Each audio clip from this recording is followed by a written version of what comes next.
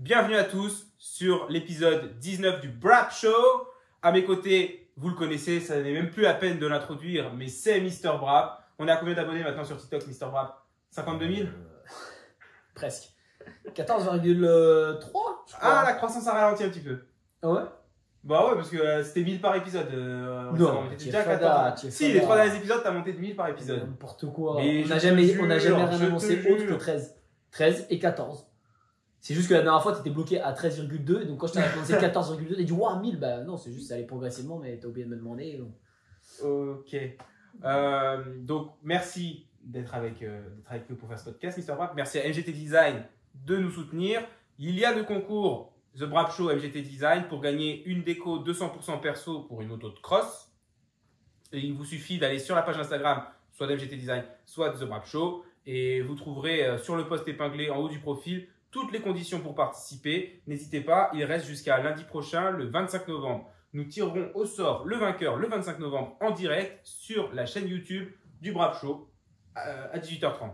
Je l'ai pas dit. Tu peux. Ok. Je t'écoute pas trop, c'est pas moi que tu parles, c'est à ceux qui veulent gagner une déco de 100% perso. Je crois que j'ai pas le droit de participer alors. Bah alors, tu peux participer si tu veux, mais si je tombe sur toi, je trouverai quelqu'un d'autre à gagner. On n'est pas des charlatans non plus. Alors, on va parler évidemment Supercross de Paris. Nous y étions le dimanche, ce week-end. Il vient de se conclure. On va parler aussi un petit peu World SX qui approche, championnat australien. On a regardé quelques vidéos. Enfin voilà, on va parler de moto, quoi, tout simplement, motocross, Supercross. The Brap Show, c'est parti. Premier sujet, Tom Vial, Prince of Paris. Est-ce que c'est le petit ruban qui vient emballer une année qui en fait était quand même pas si mal, même si on a quand même eu beaucoup de déceptions chaque week-end. Ouais. Pas beaucoup dans le sens très déçu, mais dans le sens souvent un peu déçu, je dirais. Et là, Prince of Paris, la concurrence n'était pas hyper rude, mais il y avait quand même Joe Shimoda qui l'a dominé l'année dernière. Cette année, les rôles étaient quand même plutôt inversés. Est-ce que du coup, c'est ce petit ruban qui vient emballer une belle année? Ouais, c'est pas mal. Enfin, je trouve que du coup, pour ceux qui étaient l'année dernière ou qui ont regardé l'année dernière, parce que pour le coup, j'y étais pas, on voit vraiment du coup la progression de Vial, et notamment dans les whoops. Je pense que c'est là que se fait la plus grosse différence, et c'est le plus remarquable aussi, puisque dans les whoops, bah, tu vois la vitesse quoi, d'un point A à un point B, tu vois ceux qui n'ont pas l'habitude ou qui galèrent un peu quand ils sont gros comme ça, ralentir vraiment dedans avec la moto qui s'enfonce. Et au contraire, quand ça passe comme un jet, c'est linéaire, tu as presque l'impression que c'est une ligne droite, quoi. Tu vois pas beaucoup la moto bouger, et c'est très rapide aussi. Que dans les enchaînements, à partir du moment où tu les passes, ça se joue au chrono, mais visuellement, si tu n'as pas les deux qui sont côte à côte justement pour pouvoir montrer la différence que, ah ouais, bah là sur cet enchaînement-là, il allait plus vite que celui qui était devant, tu vois.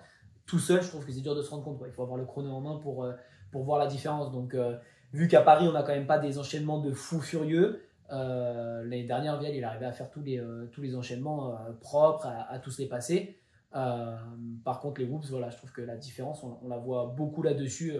Même quelqu'un qui n'est pas expert, je pense, le remarquerait. Et du coup, c'était intéressant parce que on a un Shimoda qui, je pense, n'a pas régressé, quoi qu'il arrive. Alors, s'il n'a pas progressé, ce que je doute aussi, hein, je pense quand même qu'avec les heures de roulage qu'ils font, il y a quand même du progrès, tu vois, qui se fait. D'autant plus que là, ça fait une année sur la Honda que quand il arrive à Paris, Oui, mais elle vient de changer.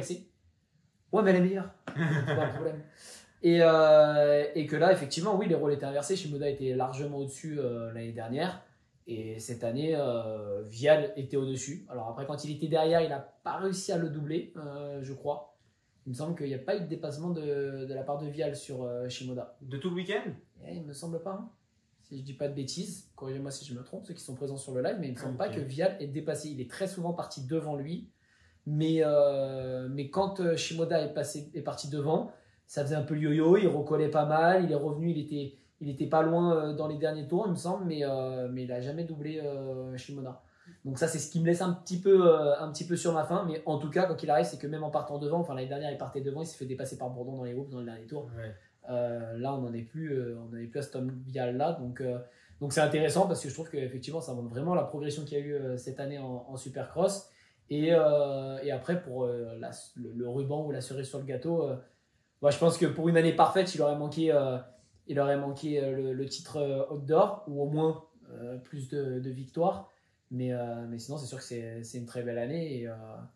Et il y a quand même une marge de progression. Il y a de quoi faire mieux l'année prochaine en raflant tout, quoi.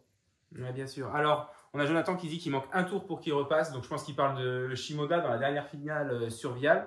C'est vrai que Shimoda, il revenait très fort. David nous dit qu'il est allé au Supercross de Paris samedi en fan pass VIP paddock. Alors, David, n'hésite pas à nous dire si t'as kiffé, si tu trouves que ça vaut le prix. C'est vrai que je regardais les prix pour le Grand Prix de Saint-Jean-d'Angély qui aura lieu en mars, où c'est à 80 € pour un pass week-end, sans paddock bien sûr. Et où en fait, pour 2 jours de compétition sur un championnat du monde, tu es quand même moins cher que sur une catégorie 2 en Supercross de Paris. Donc c'est vrai que le Supercross de Paris, c'est quand même, c'est pas donné. Je vais pas commencer à dire que c'est super cher ou quoi. C'est vrai que c'est pas gratuit de faire une course comme ça, évidemment. Il faut que, si on veut pouvoir aller au Supercross, voir les stars américaines tous les ans, il faut évidemment que ce soit rentable pour les organisateurs. Il y a des places un peu à tous les tarifs au final maintenant, vu que ça va jusqu'à la catégorie 4. Mais ouais, David, je serais ravi de savoir du coup ce que tu as pensé, rapport qualité-prix et ton expérience sur le Fan Pass VIP Paddock. Et voilà, trop bien, c'est la première fois qu'il va en VIP. Et bah écoute, David, cool. Et rappelle-nous s'il te plaît combien ça coûte, Pass VIP s'il te plaît. Et moi sinon je voulais revenir sur Tom Vial. Alors est-ce qu'il est Prince of Paris parce qu'il y a les 9 hoops cette année au Supercross de Paris? Non, moi je pense pas parce que ces passages dans les whoops, tu vois, ils ralentissaient pas vers la fin. Et quand tu ralentis vers la fin, c'est là que tu te dis, t'en rajoutes 3 ou 2, tu vois, bah, tu ralentis encore et donc potentiellement ça creuse un plus gros gap.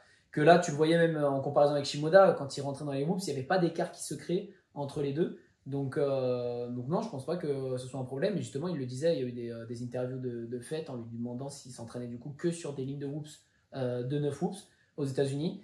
Et il disait que non, ça variait en fonction du terrain, qu'en général, on est quand même autour de 10. Parfois, ça peut monter à 11, voire 12, mais que sinon, c'est pas une règle aussi sur les terrains d'entraînement où on se dit 9 whoops, pas plus. Et pour le coup, non, franchement, la façon dont.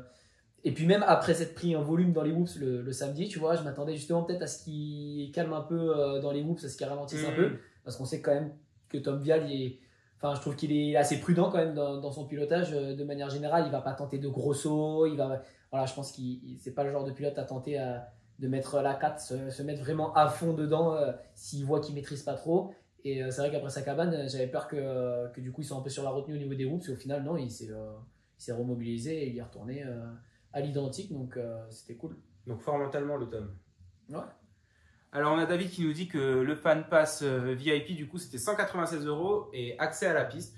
Donc voilà, s'il y en a parmi vous qui réfléchissaient cette année et qui ne savent pas trop quelle place ils veulent prendre pour l'année prochaine, sachez en tout cas que David semble recommander le Fan Pass VIP.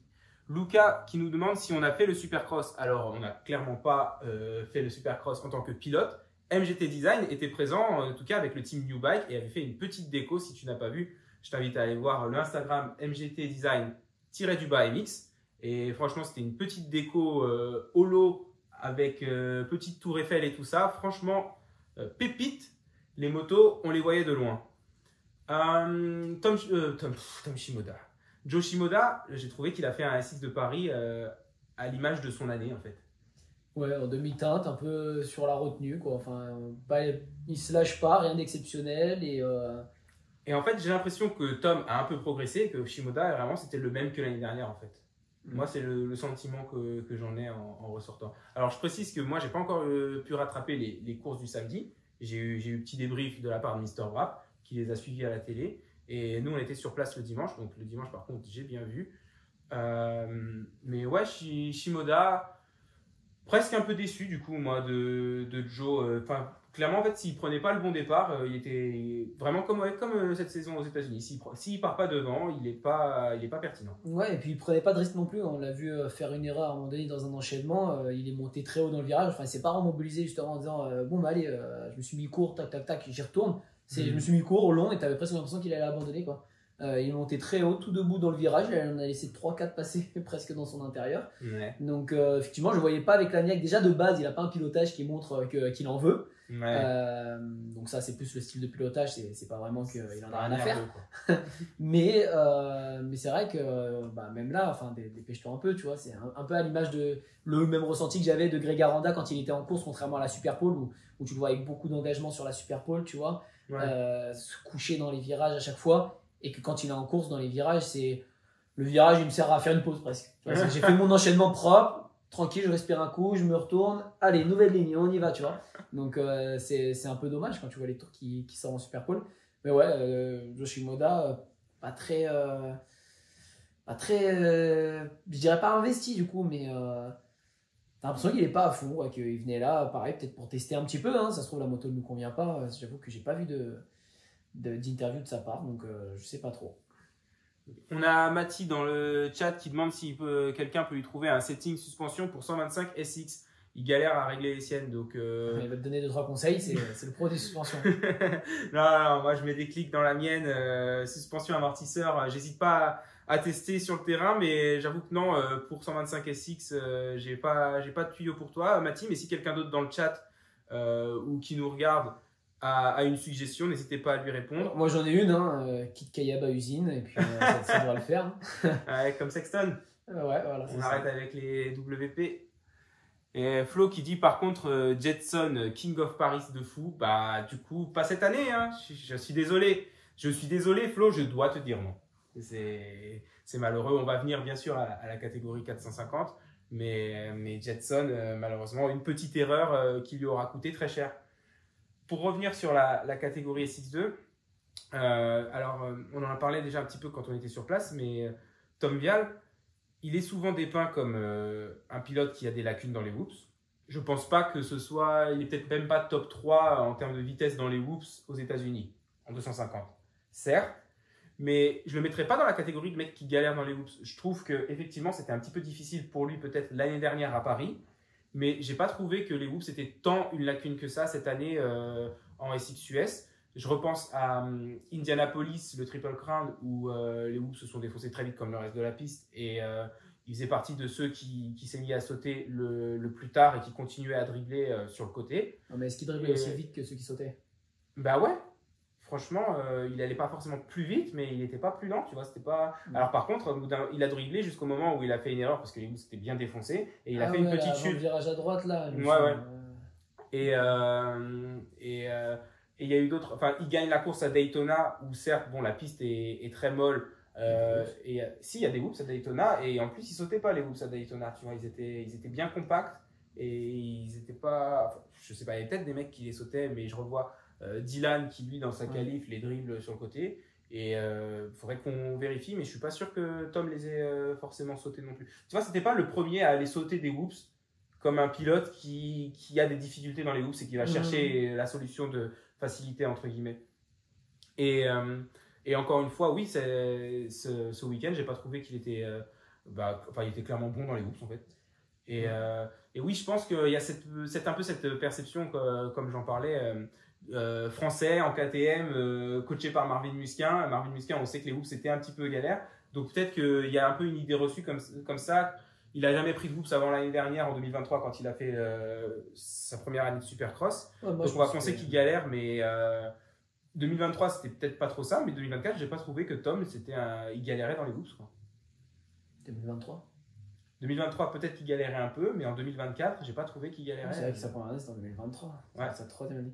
Ouais, non, moi je pense que effectivement il y a, je pense que KTM français, Marvin Musquin, ça vient renforcer peut-être l'idée reçue, mais je pense que l'idée reçue elle vient surtout d'un pilote européen qui est issu du championnat du monde et qui du coup n'a jamais pris de whoops et que c'est tout un apprentissage.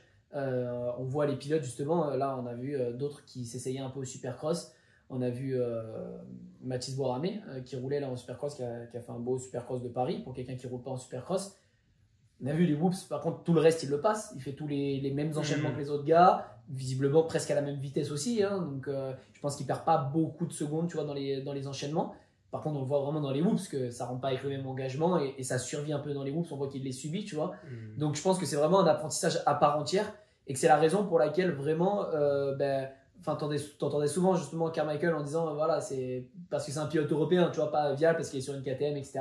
Oui. Il mettait surtout le fait que c'est pilote européen qui vient donc du championnat du monde dans lequel il n'y a pas du tout de whoops. Et je pense que du coup, tout le reste, voilà, sauter un triple saut, enfin des triples, ils en ont en championnat du monde, ou alors des grosses tables qui font l'équivalent ou qui sont même beaucoup plus gros. Donc c'est pas un souci, tu vois, vraiment à sauter. On a vu, je me souviens de Romain Febvre justement qui arrivait en Supercross. Bon, la première fois qu'il saute le triple, il se met un peu long parce que tu as quand même cette idée où c'est un triple, faut pas se mettre court dessus en tout cas, un peu long. Et puis voilà, c'est des pilotes professionnels quand même qui ont l'habitude de jauger et qui arrivent facilement à s'adapter à la piste. Par contre, les whoops, voilà, c'est un apprentissage à part entière. Si tu n'en fais pas et que tu t'entraînes pas dessus, tu pourras pas t'en sortir. Et ça, je l'ai vécu aussi en tant que pilote quand j'ai fait le Supercross de Lunel, par exemple, où il y avait des vrais whoops qui n'étaient pas très gros, justement, puisqu'il y avait la catégorie amateur.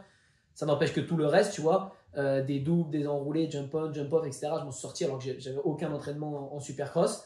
Par contre, les whoops, rien que faire 2 dedans, c'était compliqué, quoi. C'est une posture, une adaptation à faire. Et puis alors les dribbler encore plus, quoi. C'est déjà qu'il faut être précis en Supercross, que si là tu tapes pas les crêtes, voilà, t'en manques une. On a vu Vial justement très bon dans les whoops tout le week-end. Le samedi, il manque une whoops et de peu, hein, il la manque et bah ça finit par l'avant dans le filet.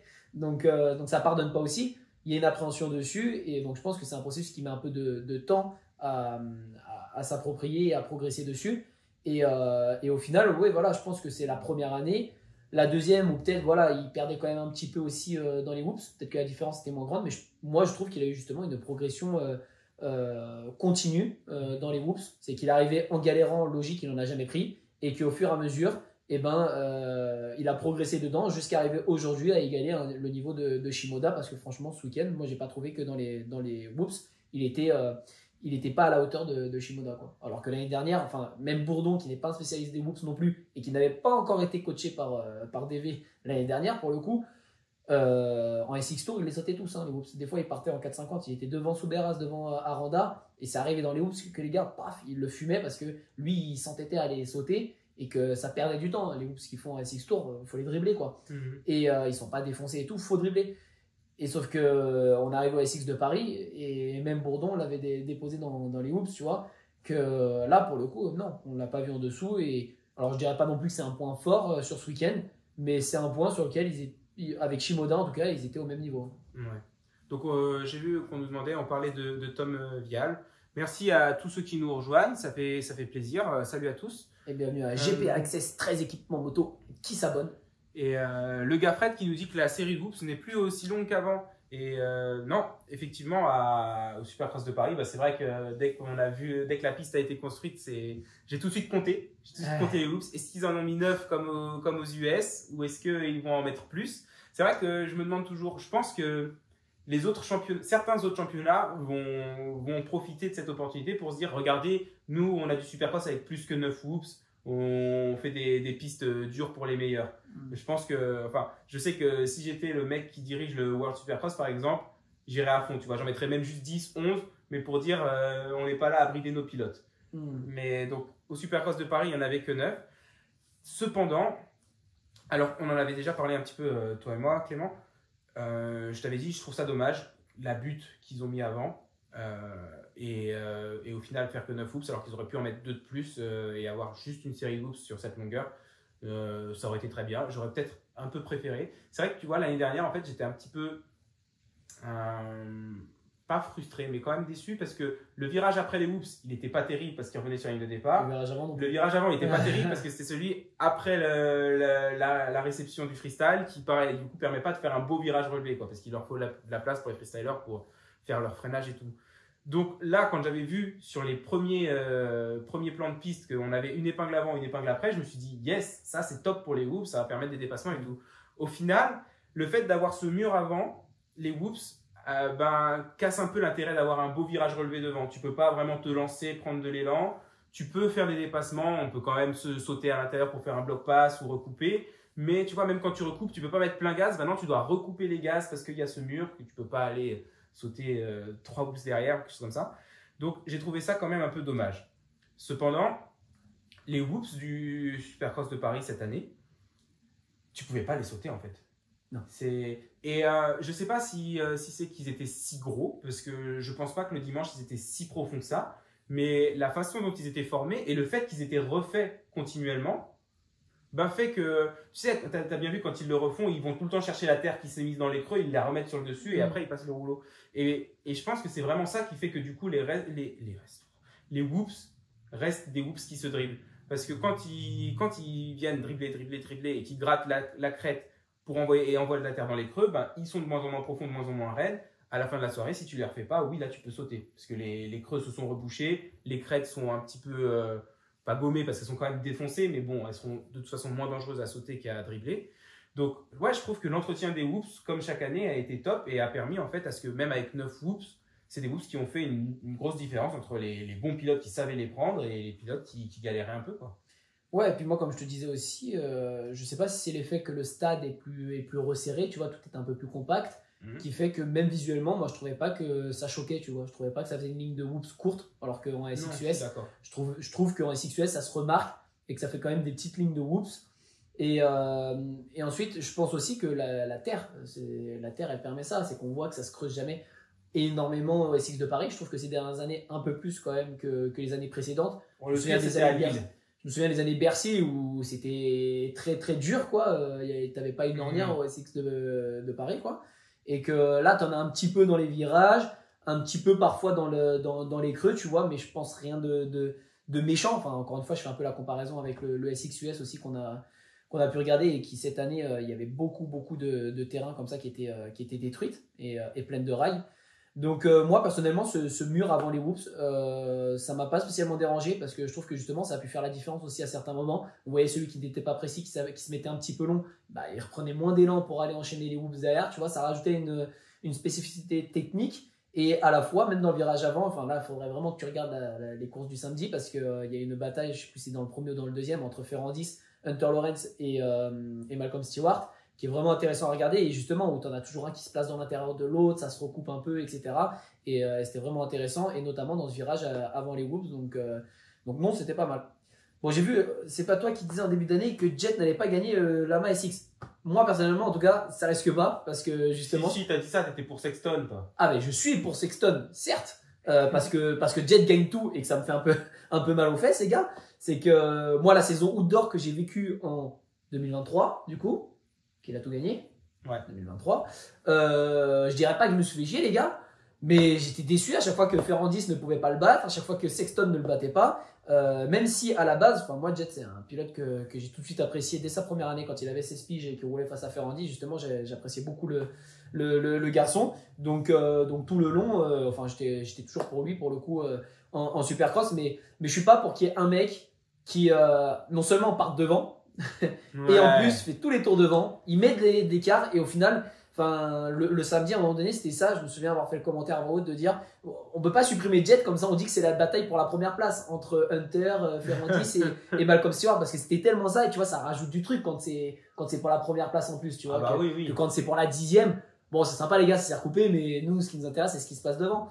Et mais en soi, ouais, non, Jet, non, sur les pronostics, moi, je m'attendais à ce qu'il le gagne, le SXUS, parce que on a vu déjà qu'en 250, le SX, c'était pas un problème. Et au vu de la saison qu'il avait fait, enfin, comment il s'est acclimaté à la 450 très rapidement comme ça pour faire un 22-0 en outdoor, c'était à peu près sûr qu'il allait jouer devant en Supercross et que s'il n'y avait pas de blessure en tout cas, qu'il allait aller au bout. Et d'ailleurs, les seuls points, les plus gros points qu'il a lâchés en Supercross US, c'était sur des erreurs de sa part, quoi. Des glissades où je saute un peu sur les bottes de paille et hop, j'ai perdu la victoire. Je finis 4e au lieu de 1er, donc je concède des points à Webb. Et un peu à l'image, en fait, je pense, de son Supercross de Paris. Il gagne pas le Supercross de Paris, mais c'est pas vraiment parce qu'il a pas été meilleur ou parce qu'on a eu meilleur que lui ce week-end, quoi. Ouais, c'est une toute petite erreur qui est. Je pense que ce serait du SXUS, il termine la course avec son guidon tordu pour ramasser le plus de points possible. Ouais. Là, effectivement, bon, être King of Paris à la fin, je pense qu'en vrai, il s'en fiche. Non, remarque, il n'avait pas l'air forcément content sur le podium d'être à la 3e place. Non. Mais ça vaut pas la peine de rouler avec des pilotes qui, en plus, enfin, il disait les retardataires au Supercross de Paris, c'est quand même pas le même niveau de retardataire que dans une finale de SXUS. Et je pense qu'il n'a pas envie de rouler au milieu de tous ces pilotes-là avec le guidon comme ça reste des risques.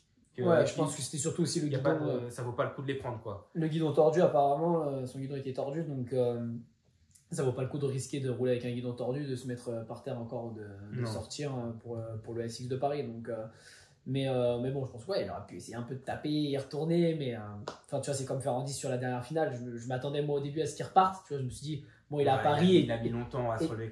Ouais, mais juste pour rouler, tu vois, devant les fans, encore une fois. Après, on sait que c'est pas leur délire de juste rouler pour rouler, mais je trouve que cette année, ça s'est ressenti que ça lui faisait du bien d'être là, qu'il était heureux d'être là, en fait, tu vois, même de retrouver justement les potes et tout, d'encourager Greg. Enfin, je t'ai dit, le samedi, il est venu sur le board, hop, l'encourager comme ça et tout, à Randa sur sa super pole. Et c'est des choses que t'as jamais vu un Ferrandis comme ça. Enfin, moi, j'ai vu une interview de Ferrandis qui disait moi, je m'amuse pas quand je vais faire de la moto, c'est mon travail. Je vais au boulot, en fait, donc je vais pas m'amuser. Et c'est vrai que je trouve que ça se ressent aussi. Alors évidemment, il y a quand même des sourires quand il gagne, etc. Mais c'est vrai que sinon, tu le vois pas trop. Enfin, quand même, un garçon assez concentré sur ce qu'il a à faire et il s'éparpille pas. Alors que là, tu le voyais vachement rigoler avec les Lorenz, être derrière Honda, voilà, se faire plaisir quand même au Supercross de Paris. Le gars Fred qui nous dit qu'ils ont vu du coup qu'aux US, il y a eu moins de blessés grâce notamment à la série de 9 whoops. Alors oui, c'est vrai que de toute façon, à Paris, les 9 whoops, bon, il y avait juste une butte devant, quoi, un wall jump. Il n'y avait pas comme c'est parfois le cas aux États-Unis, un double triple, puis ensuite 9 whoops. Donc c'est vrai que eux, parfois, ils ont quand même plus de place. Le virage était arrivé tout de suite après la dernière en plus. Donc c'est vrai que de toute façon, au Supercross de Paris, il n'y avait pas la place d'en mettre beaucoup plus. Mais bon, quoi qu'il en soit, ouais, que 9 whoops cette année, mais la piste très cool, j'ai trouvé. Franchement, moi, on n'en aurait pas parlé. Enfin, je serais pas au courant qu'il y a cette règle aux US, etc. Tu vois, je serais arrivé ici, j'aurais pas été choqué, j'aurais pas dit, oh, la ligne de whoops cette année elle est plus courte que d'habitude. Non. Et parce que je sais pas si en SXUS c'est déjà arrivé qu'il y ait des terrains, parce qu'il y a des terrains où des fois tu as 2 lignes de whoops. Je sais pas si c'est déjà arrivé que tu vois, tu as des terrains justement où il y ait que 9 whoops. Mais en soi, enfin, après, je pense qu'en SXUS, je l'aurais remarqué un petit peu quand même. C'est vrai que je trouve qu'il y avait certains terrains où ça se remarquait et que ça faisait. Ouais, t'avais toujours un quand saut. c'est tous les week-ends, en fait, quand c'est tous les week-ends que 9 whoops, à la fin tu vas te dire bah c'est bizarre, on voit plus de longues séries de whoops. Et on en parlait déjà une fois, j'avais entendu ça sur le Pole Prediction, mais c'est vrai qu'en plus à chaque fois c'est les 9 mêmes whoops, alors que quand on regarde des courses de 2006, tu vois qu'ils vont peut-être avoir 15 whoops et elles sont assez petites, très serrées et pas forcément plus dangereuses au final. Et parfois tu vas en avoir peut-être aussi que 9, mais encore plus grosses que ce qu'on a maintenant. Donc, ouais, ce serait bien quand même qu'on ait plus de variations dans les whoops. Au niveau de la catégorie SX2, j'aimerais quand même parler d'Anthony Bourdon. Ouais. J'ai été un poil déçu quand même par rapport au Supercross de Paris qu'il fait l'année dernière. Donc cette année, il arrive avec une saison de SXUS 250. Là, on sait qu'il est coaché par DV. Alors évidemment, il est coaché par DV que depuis quelques semaines et le gros du travail, c'est pour la saison US. Donc on se doute bien que le travail n'est pas fini, loin de là. Mais c'est vrai que en fait, j'ai l'impression que, et c'est ça aussi qui me fait dire que Shimoda était le même que l'année dernière, c'est que j'ai l'impression que l'écart entre Shimoda et Bourdon, entre SX de Paris l'année dernière et cette année, est le même, et que tu as juste Vial qui a bougé dans cette zone, ouais, dans cette équation.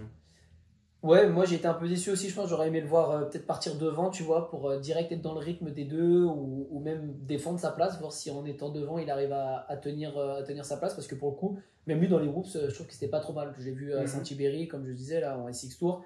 Je sais plus où je l'ai vu d'autres, mais c'était compliqué les whoops. Mais surtout Saint-Ibéry, je me souviens qu'il sautait et puis il perdait énormément de temps dedans. Et là, en tout cas, enfin.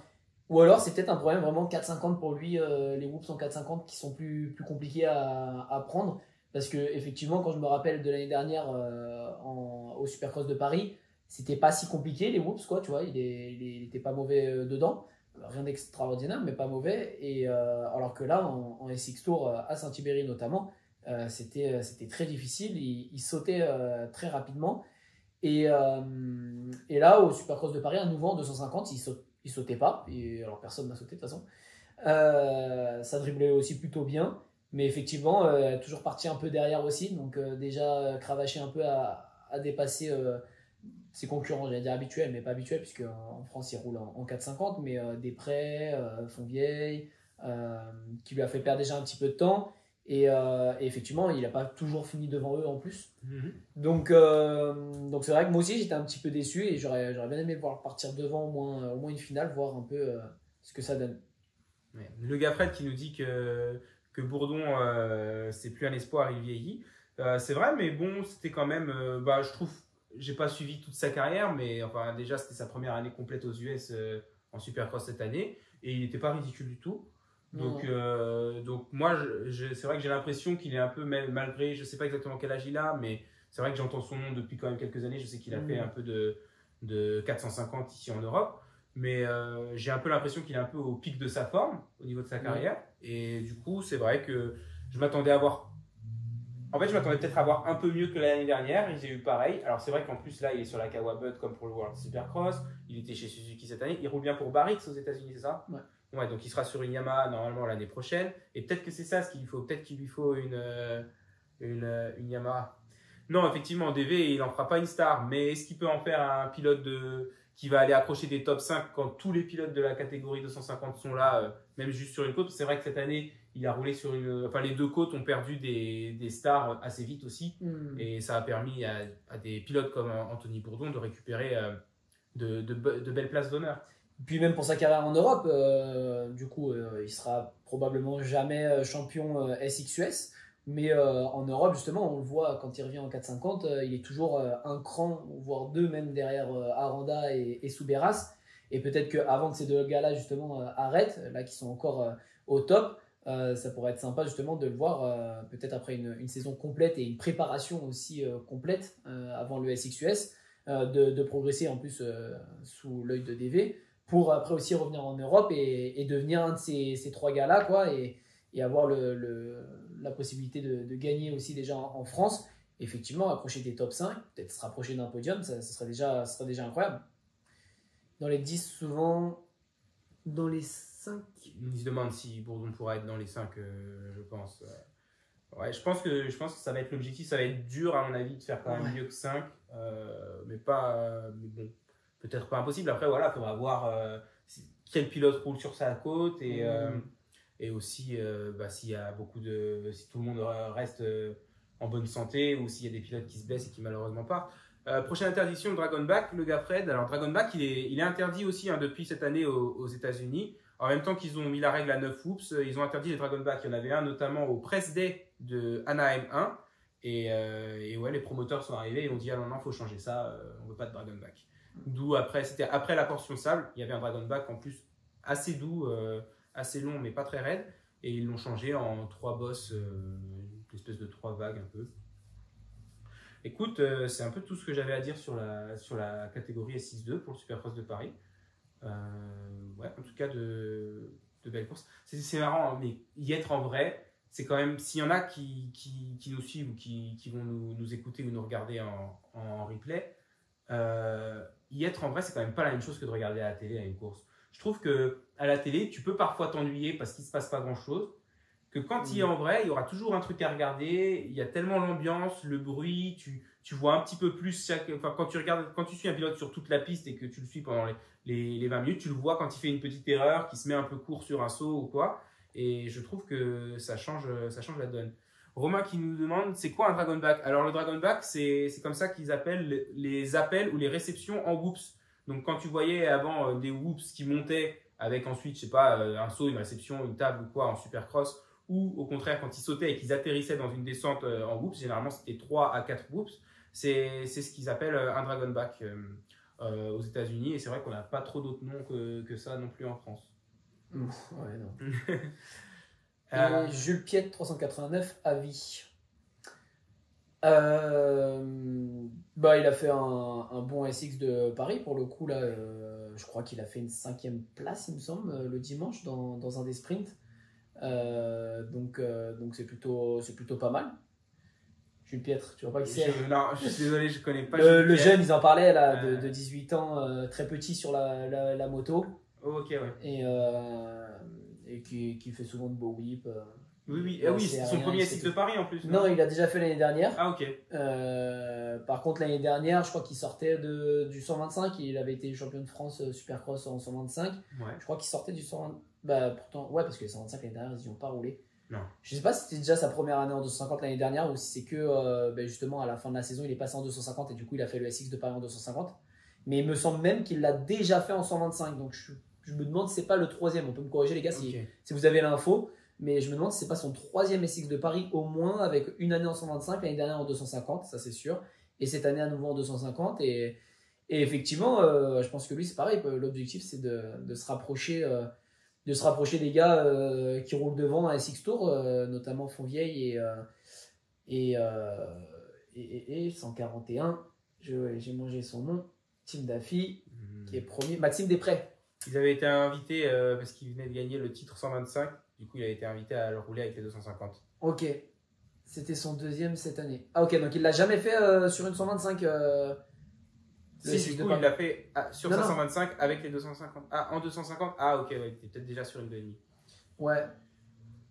Non, jamais. Ok, je croyais qu'il avait roulé, parce que des fois en SX2 aussi, on entend des fois une petite 125 qui vient faire le truc. Il me semblait que... Ouais. Jamais en 250.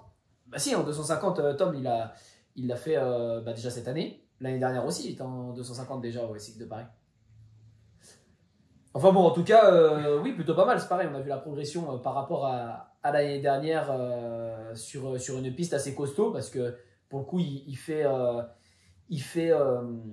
le SX Tour, donc même Maxime Després il le disait, en SX Tour, ils n'ont jamais de piste aussi costaud. Et il disait aussi peut-être qu'il faudrait les rendre un peu plus costauds si on voulait pouvoir avoir des gars qui justement prétendent à pouvoir aller rouler en SX aux US pour rehausser un peu le niveau en supercross français. Et donc ouais, qu'il faudrait peut-être un peu les durcir les pistes, parce que même voilà, un gars comme lui qui roule devant et qui rafle tout là en SX Tour en 250, quand il arrive à Paris, c'est quand même une grosse piste et il n'est pas forcément à l'aise, quoi. C'est assez compliqué. Donc il suggérait d'ailleurs de la rendre un peu plus de rendre les pistes de supercross en championnat de France un peu plus compliqué. Mais alors, toi qui as fait en tant que spectateur, et même tu as roulé à Lunel, mais donc tu disais que Lunel, la piste, en tout cas les Woops, avait été un petit peu adoucie quand même parce qu'il y avait une catégorie amateur, mais tu es aussi allé en spectateur à Brinon, tu en as fait un aussi dans le sud, il me semble. À Chanterac, quoi. Ça c'est pas un vrai supercross, ça s'apparente à supercross, petit terrain, mais c'était très simple, quoi. Mais en spectateur, t'as pas fait d'autres supercross de championnat de France dans le sud? Non. Non. Mais donc, qu'est-ce qui fait la différence, tu vois, entre un Brinon et le Supercross de Paris? Est-ce que c'est vraiment la taille de la piste, l'écart entre les obstacles et la taille des sauts? Est-ce que c'est juste la taille des whoops? Qu'est-ce qui fait que... Je pense que c'est vraiment les whoops, parce que pour le coup... Après, Brinon, c'est aussi en extérieur, donc ça vient changer un peu la donne. Je pense qu'ils ont moins de grip que ce qu'ils ont là au SX de Paris, donc c'est aussi plus compliqué quand tu es en sortie de virage de faire un petit double et hop, sortir un trip direct, ou tu vois, de sortir des trips comme ça. Peut-être un peu l'écart des bosses, qui est un peu réduit. C'est vrai qu'il faudra un peu avoir les deux sous les yeux pour le voir. Mais parce que Brinon et même Saint-Thibéry, ils ont fait quand même un beau supercross là pour le coup. Le triple, je pense qu'il a la même taille que le triple d'arrivée qu'on avait là à Paris. C'est souvent les whoops qui par contre sont un peu plus petits en championnat de France de supercross. Et d'ailleurs, je pense que c'est là que Després galérait le plus. C'est que le reste des enchaînements, il les faisait. On le voyait pas mal tirer quand même avec la 250 pour faire le triple le long des tribunes là où on était. Mais de manière générale, après le reste, l'enchaînement c'est pas l'enchaînement après, le gros saut des freestylers, je pense que ça pose pas de problème. Ligne droite et l'enchaînement qu'il y avait derrière, même chose. Alors, le jump on, jump off, là, le double jump on, jump off, il était assez compliqué à réaliser là, cette année. Donc je pense que voilà, des difficultés comme ça, ils n'en retrouvent pas en championnat de France de supercross. Mais globalement, je pense que la grosse différence se fait au niveau des whoops. Ah, j'étais content moi, de retrouver un on-on-off. Ouais, c'est vrai que ça faisait longtemps qu'on n'avait pas vu à Paris, et même aux États-Unis, on en a revu cette année, mais on n'en avait pas eu depuis super longtemps. Et tu vois, quand il y a eu, c'était aussi à Indianapolis qu'il y a eu cet obstacle. Alors, Indianapolis, c'est toujours la piste avec le plus d'ornières de la saison, mais c'est vrai que j'avais entendu dans le débrief de DV Marvin qui disait que c'était un obstacle difficile, que Tom, il allait falloir bien s'appliquer et tout dessus, que c'était pas évident. Tom Vial, pareil. Et j'étais un peu surpris d'entendre ça, qu'au final, c'est un obstacle rare et difficile, parce que je trouvais qu'on le voyait assez souvent avant, en fait, Après, à la suite. ça dépend comment il est fait. Quand tu fais un petit trottoir, Ouais. c'est tout de suite plus simple. Mais là, c'est vrai qu'on voyait les 250 quand même. Il fallait bien pomper sur les jambes, sur les suspensions pour pouvoir atterrir sur l'autre table. C'était pas si évident là de le réaliser. Et je pense qu'en fait, voilà, c'est des petits points techniques, pas forcément la taille des bosses, mais en championnat de France de Supercross, on peut me corriger les gars s'il y en a qui suivent, mais je pense que deux tables voilà, qui se suivent pour faire jump on et jump off, tu vois, tu l'as pas. Et c'est un point technique qui est pas évident à faire. Enfin, faire un jump on, jump off, pour le coup, tu vois, j'ai déjà fait celui de Brinon, et c'est pas si compliqué, tu vois, surtout si les bosses sont un peu plus basses que la table. Voilà. Ça passe bien. Par contre, en mettre deux, c'est tout de suite plus technique. Et donc, pourtant, c'est la même taille de boss. Pareil, le mur avant les whoops. Je prends l'exemple de Saint-Ibéry. Saint-Ibéry, c'était un petit double ou un petit triple, mais un tout petit, c'est où ils faisaient 8 tables dessus, tu vois, avant les whoops. Là, tu as un mur où on sait que les whoops, il faut les prendre en 4. Tu arrives à l'arrêt. Tu vois, tu es au-dessus parce qu'il ne faut pas se mettre long derrière. Donc, tu es presque à l'arrêt. Tu dois passer une vitesse. Il y en a certains, je crois qu'ils en passaient 2 sur le mur. Donc, ça rajoute un aspect technique. Et tout ça avant de prendre les whoops. Alors que quand tu as juste un virage avant, bon, bah, je réalise mon virage et je me mets bien en ligne et c'est bon. Là, j'ai aussi une difficulté où il ne faut pas que je cale. Tu vois, je ne sais pas, Stewart, c'est pas ce qui lui est arrivé en fait parce que je ne le vois pas réactionner le bouton pour redémarrer la moto sur son tour de Super Pole. Ouais, je sais pas non plus, mais après, il a peut-être pas besoin parce qu'avec la descente, il a peut-être redémarré. Ou il a peut-être fait un point mort, mais c'est pareil, on l'aurait peut-être. Enfin, ouais, non, vu qu'il était en descente, je pense qu'on aurait entendu un rupteur s'il avait fait un point mort. À mon avis, il a calé et avec la descente, la moto a redémarré en fait. Ok. Et du coup, je pense que c'est ces petits points techniques, en plus de whoops plus gros, qui font que la piste du S6 de Paris est plus complexe qu'une piste de championnat de France de Supercross. Ouais. J'ai vu pas mal de messages passer. Ouais, Louis a marché sur la piste a priori et a dit qu'il n'y avait pas de grosse différence avec un S6 de Brinon, mais les sauts un peu plus gros quand même. Je sais plus si c'est Louis ou si c'est Tom qui a mentionné que la pression que les pilotes se mettent aussi doit faire la différence pour les pilotes de championnat de France. C'est vrai que le S6 de Paris, c'est un peu la course de l'année pour eux quand même. Ouais, pour avoir fait le tour de la piste le vendredi matin, c'est ça ce que tu disais, Louis. Ouais, et y a Tom qui disait qu'avec le SX Junior aussi, c'était compliqué de faire plus gros. Et c'est vrai que je pense que c'est aussi pour ça, mon commentaire au-dessus, je pense que c'est de ça dont tu voulais que je parle, peut-être Tom, sur lequel tu voulais qu'on réagisse. Mais effectivement, on a vu les 125. Là, même Simo, qui habituellement se débrouille très bien dans les whoops pour faire 3-3-3, pour sauter, pardon. Là, il faisait que des 2. Je l'ai pas vu faire 3-3 dans les whoops, tu vois. Ouais. Liam, qui lui, pareil, les whoops, en général, il arrive à les sauter ou alors à dribbler pas trop mal. En général, il est plutôt du genre à dribbler. Et que là, d'ailleurs, ça en est pris une bonne, il me semble, le dimanche dans les whoops. C'est vrai que là, on le voit que les 125, ça galère beaucoup dans les whoops. Mais à la fois, je me dis, c'est aussi comme ça qu'on progresse, quoi. C'est que je pense qu'on met un top pilote, on remet un Digan sur un 125, il vient dans les whoops, il te les dribble quand même, tu vois. Donc bon.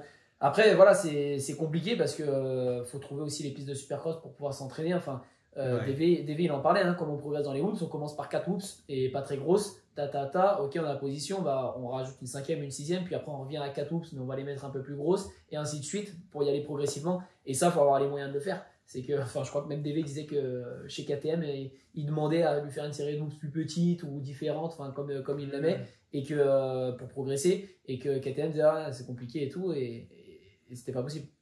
Sans parler des whoops, c'était largement plus gros que Saint-Ibéry, la piste la plus grosse SX Tour, en ayant vu les deux. Ah ouais, toi tu trouves que la différence a été énorme? Moi, j'ai pas trouvé que, tu vois, le reste des boss, les enchaînements, j'ai pas trouvé qu'il y avait une si grosse différence. Je trouve que la grosse différence se fait au niveau des whoops, qui sont quand même plus gros là au SX de Paris, bien plus gros qu'en SX Tour. Mais après, le reste, tu vois, le trip d'arrivée, je trouve qu'il est similaire au trip de Saint-Ibéry. Il faudrait peut-être demander les chiffres. On peut peut-être avoir les chiffres de la taille que fait le triple à Saint-Ibéry et pareil pour le SX de Paris. Mais j'ai pas l'impression que ce soit beaucoup plus gros. Par contre, effectivement, je trouve qu'il y a des points techniques. Faire 2 tables à la suite, un mur avant des whoops qui sont gros, qui rend la piste plus difficile à rouler. Ouais. Je voudrais, avant de passer sur la catégorie 6.1, mentionner Yanis Sirsuti qui roulait sur la Stark l'après-midi et qui a priori n'était pas autorisé à rouler enfin les Stark étaient à nouveau, comme Tomado l'année dernière, pas autorisés à rouler lors des épreuves du Supercross de Paris le soir, le samedi soir et le dimanche après-midi. À ton avis, quelle est la raison derrière ça? Moi, je trouve ça quand même surprenant parce que c'est une course d'exhibition, le Supercross de Paris. Donc, peu importe qui gagne. Tu vois, il n'y a pas de prime pour gagner la course. Les sponsors, je pense, ne reversent pas de bonus. L'organisateur non plus. Pourquoi ne pas laisser la Stark rouler? Est-ce que c'est juste parce que Stark n'a pas lâché un chèque? Moi, je pense pas. Je pense que c'est juste encore la question un peu de thermique versus électrique. Que électrique, ils sont avantagés au départ. Tu vois, enfin, c'est plus cette différence où ils veulent pas les faire comme en championnat du monde. Ils veulent pas faire rouler la Stark en championnat du monde par rapport de ce que je comprends, à cette équité et cette égalité des chances, en fait.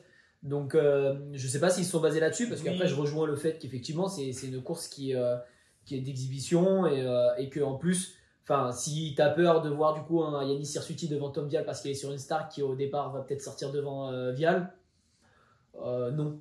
Donc tu vois, aujourd'hui on a Justin Bogle, on le voit en SX Tour, il a la ramasse. Non mais tu vois même pas de Stark justement. C'est pas comme si tu voyais justement les Stark qui chaque course qu'elle prenait du coup, même un pilote qui avant peut-être gagnait pas trop. Tu vois, je prendrais l'exemple de Bourdon l'année dernière, qui gagne pas forcément le SX de Paris, tu vois, qui en a quand même gagné une, et qui là tu le fais passer sur une Stark qui va te gagner 3 manches, tu vois, par exemple.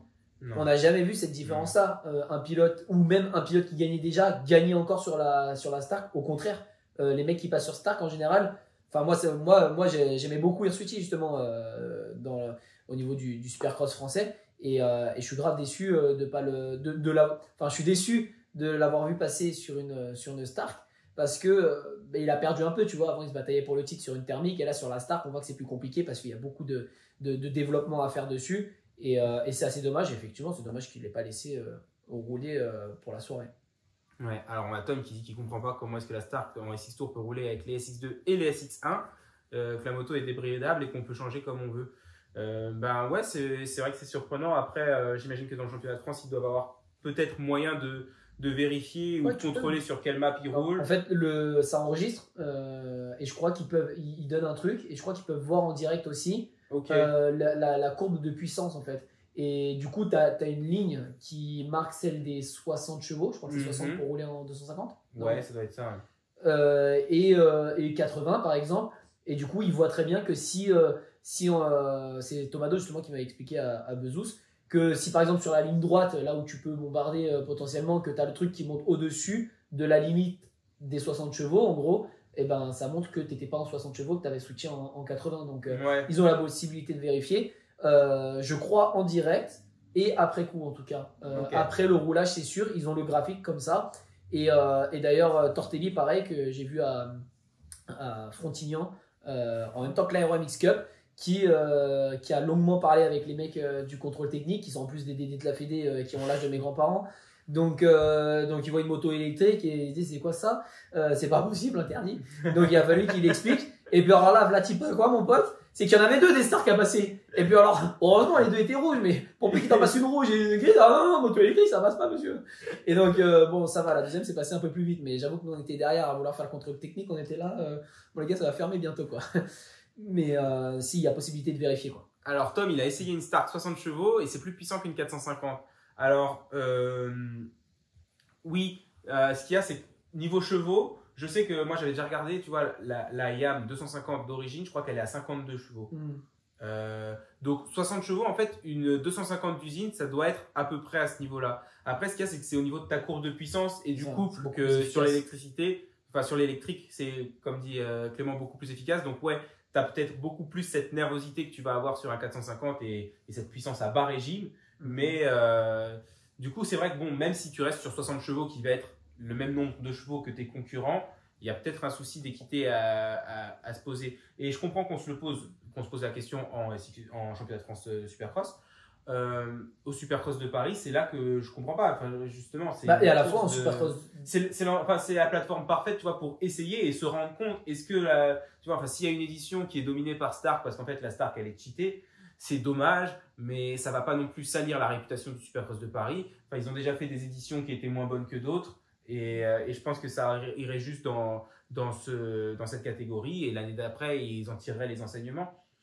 C'est mon avis. Après, en championnat du monde, je comprends plus qu'ils soient réticents à autoriser la Stark. Et Davy Coombs, qui est l'organisateur du championnat AMA Motocross, on avait parlé sur le podcast Gypsy Tales, c'est que c'est une question sportive, mais aussi une question business, qui est qu'il a des constructeurs comme Yamaha, Honda, Kawasaki, Suzuki, KTM, qui ont investi dans le championnat de motocross américain depuis les années 70, à construire des motos qui vont dans ce championnat et en respectant un cahier des charges, et qu'ils ne se voient pas autoriser la Star qui arrive avec une nouvelle moto qui, juste parce qu'elle a le même nombre de chevaux, mais qui fonctionne complètement différemment et qui pourrait montrer avoir un avantage sur les performances, autoriser cette moto-là à rouler avec les motos thermiques et sans attendre que les autres constructeurs qui, eux, investissent dans ce championnat et se servent de ce championnat pour promouvoir leur marque,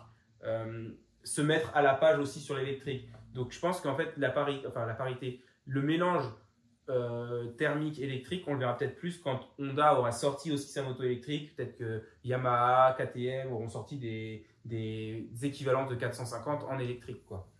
Ouais, moi je serais pour faire une catégorie à part en fait, tu vois, mettre les électriques ensemble, parce que je trouve aussi que tu sais, il y avait la question du bruit, que tu as une Star qui arrive derrière, tu ne l'entends pas, tu vois, pour le coup, quand tu es sur une thermique, qui pose un peu problème aussi. Après, avec la Yann, des fois, j'ai l'impression d'entendre quelqu'un derrière moi et il n'y a personne.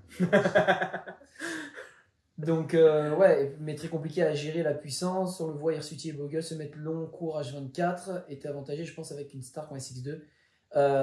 Oui, bah, notamment au départ, on le voit par contre, elle sort bien direct, quoi. Il n'y a pas de lâcher d'embrayage, et c'est vrai qu'en plus, moi c'est ce que je trouve dommage avec l'électrique, c'est que ça t'enlève un point technique du pilotage, qui est passer la vitesse au bon régime moteur, être dans le bon rapport pour passer tel ou tel saut, le départ qui on a l'impression que tu mets gaz à fond, tu lâches tout d'un coup et que c'est juste un temps de réaction, mais en réalité non, il y a une façon de lâcher l'embrayage. Et ça peut aussi éviter des accidents. Il faut point mort sur l'appel d'un triple, t'es pas dans ton rapport, il n'est pas passé, t'es toujours en deux. Ouais, enfin une coupure de jus ou une connerie comme ça va finir par arriver. Non, je le souhaite à personne, j'espère pas, mais bon, oui.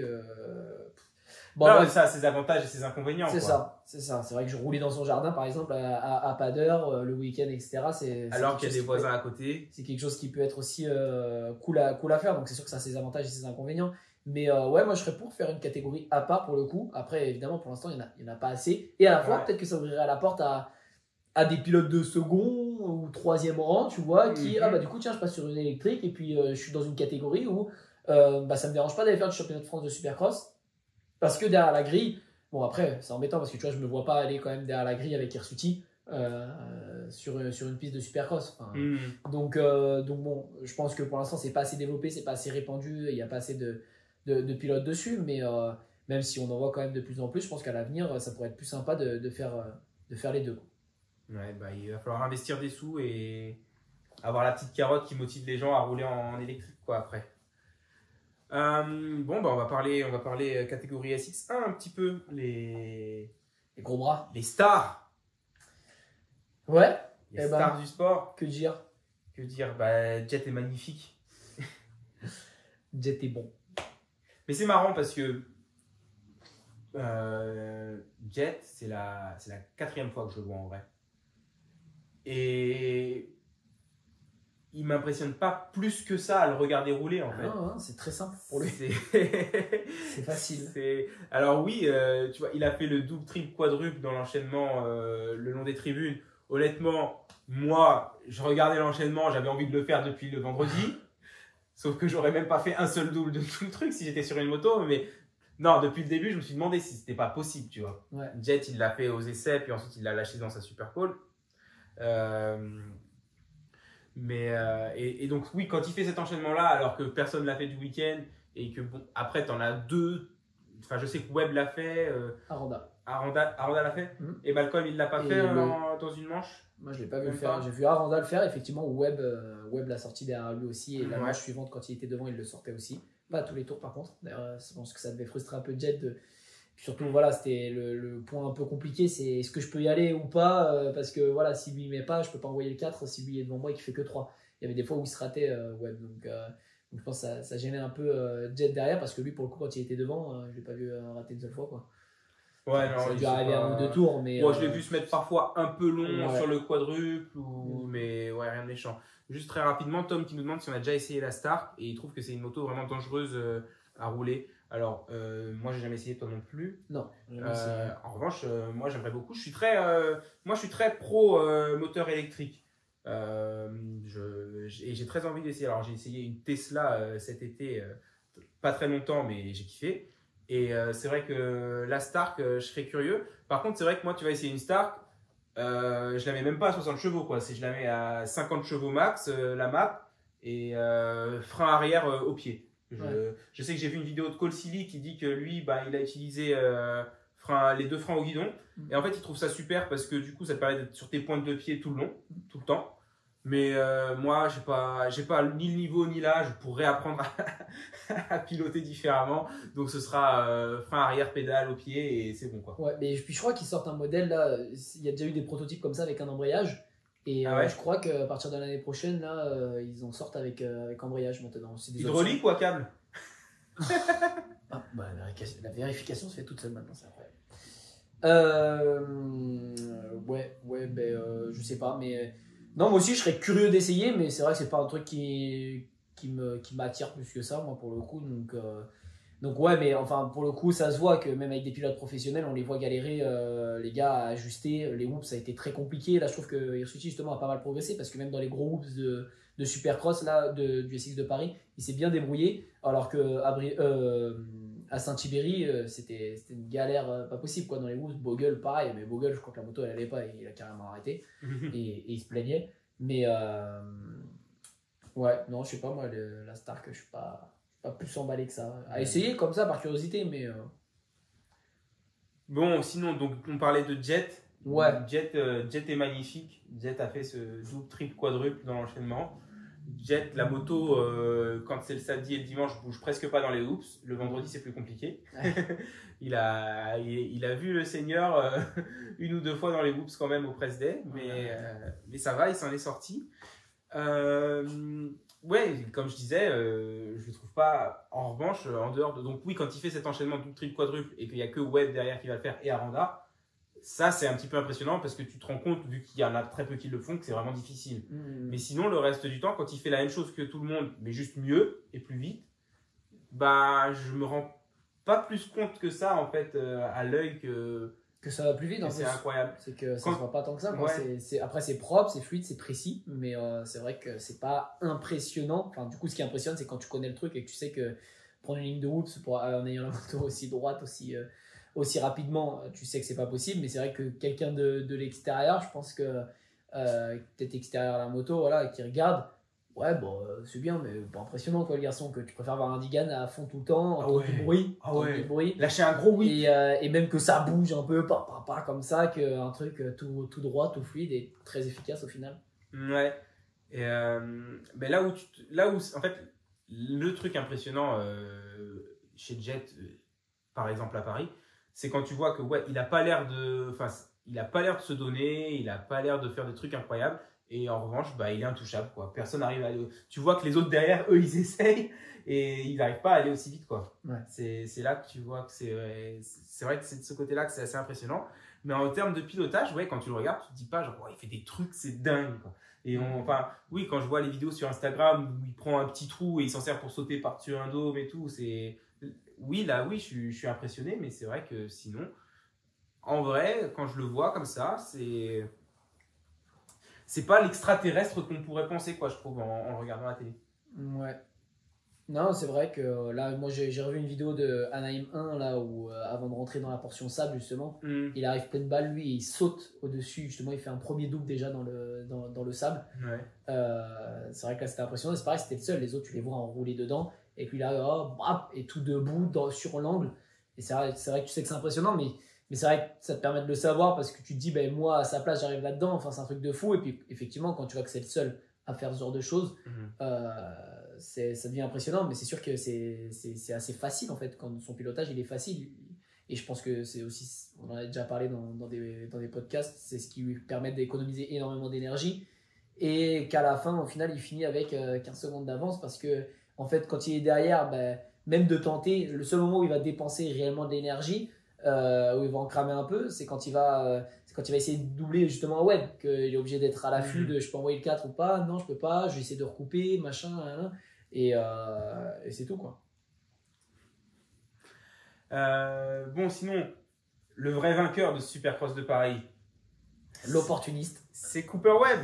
C'est la YAM. La YAM, elle était même quand elle a réussi à sortir devant, la YAM elle a fini derrière, donc bon. La YAM, elle a gagné une manche. C'est et tout. Elle a gagné le général. 1 sur 6. Il y avait combien de YAM? Il y avait Aranda aussi. Et bon, ok, il y en avait quelques-unes. Parce qu'en Honda, vous étiez quand même nombreux en Honda. Autant que les YAM, je pense. Hein. Ouais, vous avez tous goûté le sol quand même. Hunter aussi? Ouais, Hunter, il a fait une petite glissade. Je crois que c'est le dimanche en plus quand on y était. Rien de méchant, mais une petite glissade. C'est un peu. Ben tiens, on parle d'Hunter, on va en parler d'Hunter. Ils sont pas contents de la YAM. Hein. Amélie, mais non, Amélie, là, oh là là, tu peux pas, non, faut pas vomir. La YAM, c'est fabuleux, la YAM. C'est moelleux, là, les suspensions. La YAM, on la sent même pas dans la boue. Elle est partie rouler, là, c'est dans le cabine. Oh non, j'ai pas l'énergie. Les YAM, ça va pas dans la terre. Rien à voir, tu l'as vu, en plus, elle est sale. Mais non, la poussière. La gadoue dans la prairie, là, ça, non, mais il fait le malin. Il est allé rouler cet après-midi. Je peux vous dire qu'il n'a pas passé un bon moment. Un monsieur est motivé à progresser. Mais le progrès, ça ne vient pas avec la banane sous le nez. Hein. Sinon, on parlait de Webb. Bon, Webb, il a fait. Il était quand même en bien meilleure forme que l'année dernière. Ouais, bah, il le disait justement dans ses interviews. L'année dernière, il a perdu 8 kilos, je t'avais dit. Ouais. 8 kilos entre le SX de Paris et Anaheim 1. Donc, c'est que, voilà, enfin, lui-même l'a dit. I was a fat boy. Cette année, il en aurait que 4 à perdre, je crois. Donc, mieux affûté. Après, toujours ce petit double menton sur le podium. Sur le podium. Mais, bon, ça, il l'a même quand il perd tous les kilos. Ouais, je crois. Hein. C'est ouf. Mais après, il a jamais été quand même. Enfin, je crois qu'il se limite à perdre 4 kilos, mais s'il en perdait 5 ou 6. Oui, il pourrait aussi. Il être un peu plus affûté. C'est vrai que le garçon, tu le vois torse nu, tu te dis pas c'est un athlète de haut niveau, lui, quoi. C'est pas un Sexton, un Roxen ou même un Vial qui est relativement fin, mais tu vois que voilà, c'est quand même affûté. Bien perdu, il en reste encore un peu. Ouais, il en reste encore un peu. Mais comme moi, du coup, je pense qu'avec Webb, on va s'entraîner ensemble, on va perdre 5 kilos là tous les deux parce que il faut. Est-ce que c'est un indicateur pour la saison 2025? Est-ce que tu penses que de fait qu'on ait Webb pas le fait qu'il ait gagné forcément, parce que bon, on l'a dit, c'est vraiment la petite erreur de Jet qui lui a coûté le général, mais le fait que Webb soit juste meilleur par rapport à ce qu'il était l'année dernière et soit plus avancé au niveau de sa préparation, est-ce que tu penses que c'est logique du coup de se dire qu'il va être encore meilleur en 2025 qu'il l'a été en 2024? Moi, je suis pas sûr. Je pense juste que l'année dernière, il est vraiment arrivé déjà le SX de Paris tranquille. Ouais. Et je reviens de vacances, je suis pas préparé. Et donc je viens là, je prends un chéco, je me montre. C'est peut-être l'occasion justement de faire 2-3 réglages, de commencer avec une base. Bon, bah, il y a ça qui va pas, on va pouvoir tester la semaine prochaine. Et c'est tout. Donc je pense plus que, tu vois, on va dire son 100%, il est là. Et que l'année dernière, il est arrivé à 70%. Et que juste cette année, il est arrivé à 80%. Donc, mais il va pas arriver à 110% à Anaheim. Voilà, c'est ça. Je suis pas persuadé qu'il réussisse à aller à progresser pour être meilleur que ce qu'il était l'année dernière. Ouais. J'aimerais bien, mais il manque clairement de vitesse en fait. Il manque de vitesse et encore une fois, tu vois, on en parlait pareil. Je trouve que comme un Tomac, c'est qu'ils ont une façon de rouler où j'ai l'impression qu'ils sont arrivés un peu à leur limite. On peut difficilement aller plus vite de la façon dont ils roulent, tu vois. Que ça manque de fluidité pour pouvoir rouler plus vite. C'est très en force et du coup, tu vois, Webb il roule très en force. Mais non, pas forcément en force, Webb pour le coup, mais ces petits virages à l'intérieur, ça va pas plus vite qu'un Jet qui longe et avec une vitesse debout, où, tu vois, ça va plus vite. Et là, on le voyait dans les virages, en fait, que lui, il faisait ses petits intérieurs comme ça. Là, ces petits intérieurs, ça ne fonctionne pas. Tu vois, c'est intéressant quand la piste a été défoncée et que tu as les ornières qui sont un peu sketchy, tu vois, qui sont compliquées à gérer ou à négocier l'enchaînement derrière et ce qui pourrait potentiellement te faire. Et encore, en fait, un jet, ça va pas le déranger. Donc le problème maintenant, c'est pas juste comment être meilleur que moi-même, il faut être meilleur que lui, tu vois. C'est que quand tu es premier, Jet, lui, son indicateur, c'est lui-même. Tu vois, le but, c'est d'être meilleur que moi-même, puisque je gagne déjà, mais je vais pas me reposer sur ça et en rester là. Que Webb, il a un autre indicateur, c'est Jet, là, pour le coup, tu vois. C'est lui, il faut apprendre de lui. Et là, ça fonctionne pas. Et je comprends pas. Enfin, après, c'est peut-être, voilà, il est aussi arrivé à un niveau de sa carrière où il se dit peut-être aussi, c'est pas maintenant que je vais apprendre à prendre un virage pleine balle en externe, tu vois. Parce que malgré qu'il disait, ouais, la 250, c'est bien, ça m'a aidé justement à me donner un peu de rythme, ou je sais pas trop quoi. Avant à Paris, il disait ça. Non, tu prends tes petits intérieurs, en 250, tu prends pas des petits intérieurs comme ça, tu longes, j'étais pleine balle, tu vois. Ouais. Donc, ouais, moi, je suis. Et en plus, ça me saoule de le voir gagner comme ça, tu vois. Ah ouais? Ouais, ça me saoule parce que t'as gagné, mais t'as pas été au-dessus. Moi, j'aime quand. J'aurais aimé le voir, tu vois, comme un Rogzen. Le Rogzen, quand il avait gagné face à Tomac, tu vois, c'est vraiment Rogzen qui a élevé son niveau, qui a été meilleur que Tomac cette année-là, tu vois. Qu'il a même doublé dans une manche. C'est pas voilà, dans les whoops, il allait plus vite que lui. Elle était belle cette édition. Après, quand il l'avait recoupé, il avait fait un bloc pass. Voilà, tu vois, ça j'aime le voir. Et pourtant, tu le vois en SXUS, ça fait combien de temps que Rogzen n'a pas fini devant Tomac au championnat? Voilà, à part son année. Même quand il s'est blessé, qu'il est sorti. Depuis que Rogzen est sur Honda, en fait. Non, je dis des bêtises parce que en 2021, quand Webb gagne à nouveau le titre, Rogzen finit 2 et Tomac est au frère en 2021. Donc, ouais, voilà, j'aime voir ça. J'aurais aimé voir justement, peut-être un Jet justement en plein testing ou des trucs qui lui conviennent pas trop et de voir un Webb se transcender et être devant. Mais là, tu le vois que Jet, ouais, moi je pense que là, j'ai pensé à une autre option pour que les écarts puissent se resserrer. Parce qu'au début, je te disais, ouais, je voyais un peu que la blessure, tu vois, un peu comme Rogzen, ça lui est arrivé. Alors, évidemment, c'est pareil, c'est ce que je ne lui souhaite pas. Hein, mais bon, c'est sûr que la blessure, ça te fait retarder le truc et tout. Là, il en a eu déjà une qui ne l'a pas mis out trop longtemps. Et on voit que bon, c'est vite revenu, quoi. Mais voilà, je voyais qu'une blessure potentielle qui pourrait réduire l'écart avec les autres et du coup, le faire reculer d'un wagon et devoir se batailler et être au niveau des autres. Mais en fait, je me dis, peut-être un changement radical sur la moto qui lui convienne pas. Comme quand la KT elle avait changé, quand le mec il galérait complet avec, je crois que c'est en 2023 quand elle a changé la KT, c'était une galère complète. Erlings il galérait en Europe, tout le monde galérait avec cette nouvelle KTM, tout le monde, il y avait presque que des années négatives dessus. Il me semble qu'Erlings aussi il galérait à la base. Pourquoi il l'aurait changé si ça convenait pas à Erlings? Tu vois, ouais, parce qu'il la développe. La Honda, ils l'ont changé avant 2025 déjà, mais Geyser est tout le temps hyper impliqué, tu vois, dans la nouvelle version de la Honda. C'est lui qui sert à prototyper un petit peu jusqu'à ce qu'ils arrivent à une moto de production. Erlings, du coup, il est impliqué comme ça? J'aurais pensé que oui, tu vois. Si c'est pas pour aider tes pilotes aux US, ça va être pour aider. Alors après, peut-être que c'était une moto qu'ils avaient plutôt voulu développer pour le Supercross. Et au final ils se sont plantés. Mais tu vois, Jet pour le coup, la 2025, les frères Lorenz ils ont été impliqués aussi dans le développement et donc je sais pas s'ils ont été impliqués, ils sont allés au Japon faire une course sur la 2025, c'est tout quoi. Non, parce que même eux aux États-Unis ils testent des choses et on leur demande leur avis sur pas mal de trucs quoi quand Honda fait une nouvelle moto. Alors tous les constructeurs le font pas forcément avec leur team d'usine, mais je sais que ils avaient mentionné que Honda l'avait fait en tout cas pour cette 2025 et je les vois pas prendre le risque de changer la moto et faire un truc qui convient pas à Jet tant que Jet sera sur leur moto quoi. Ouais, je sais pas. Bon, à voir en tout cas, mais bon j'imaginais juste ça peut-être pour qui ferait galérer un peu Jet et qui pourrait du coup lui faire galérer un peu à trouver ses settings dessus et réduire l'écart avec les autres qui se sentiraient très bien sur la leur. Mais parce que sinon, bon, là, je mise beaucoup sur Sexton là, qui s'entraîne un peu dans l'ombre. Et Tomac je te dis, Tomac. Ah, il me dit pour Tomac. Tomac, il en manque un peu, c'est pareil, il est trop en force et il fait de belles choses, mais tu vois que Jet, il est capable de se mettre au niveau et d'être meilleur. Et de finir par sortir un intérieur plein de balles là où SMX, je suis désolé, l'intérieur qui sort. Et ben il le fait pas à tous les tours, mais il le fait juste au moment où il a besoin de le faire et ça passe très bien. C'était même pas sketchy, à deux doigts de tomber ou quoi, c'était maîtrisé et ça passe devant. Et puis une fois qu'il est passé devant, tu peux éteindre la télé. C'est fini. Ouais. Alors, on a Soso qui te demande est-ce que c'est bien Small MX. Je sais pas si tu vois. Ah ouais, si, ouais, c'est un site qui vend des pièces pour Dirt et des Dirt, il me semble. Mais du coup, je t'avoue que je roule pas sur Dirt, donc j'ai ni acheté de pièces chez eux. Peut-être déjà, je sais pas s'ils vendent que pour Dirt ou quoi. Ça me parle. Je sais pas si j'ai déjà fait une commande chez eux, donc je pourrais pas te donner mon avis. Ok, bon, vérifie à la limite sur Trustpilot et vois si le site est enregistré.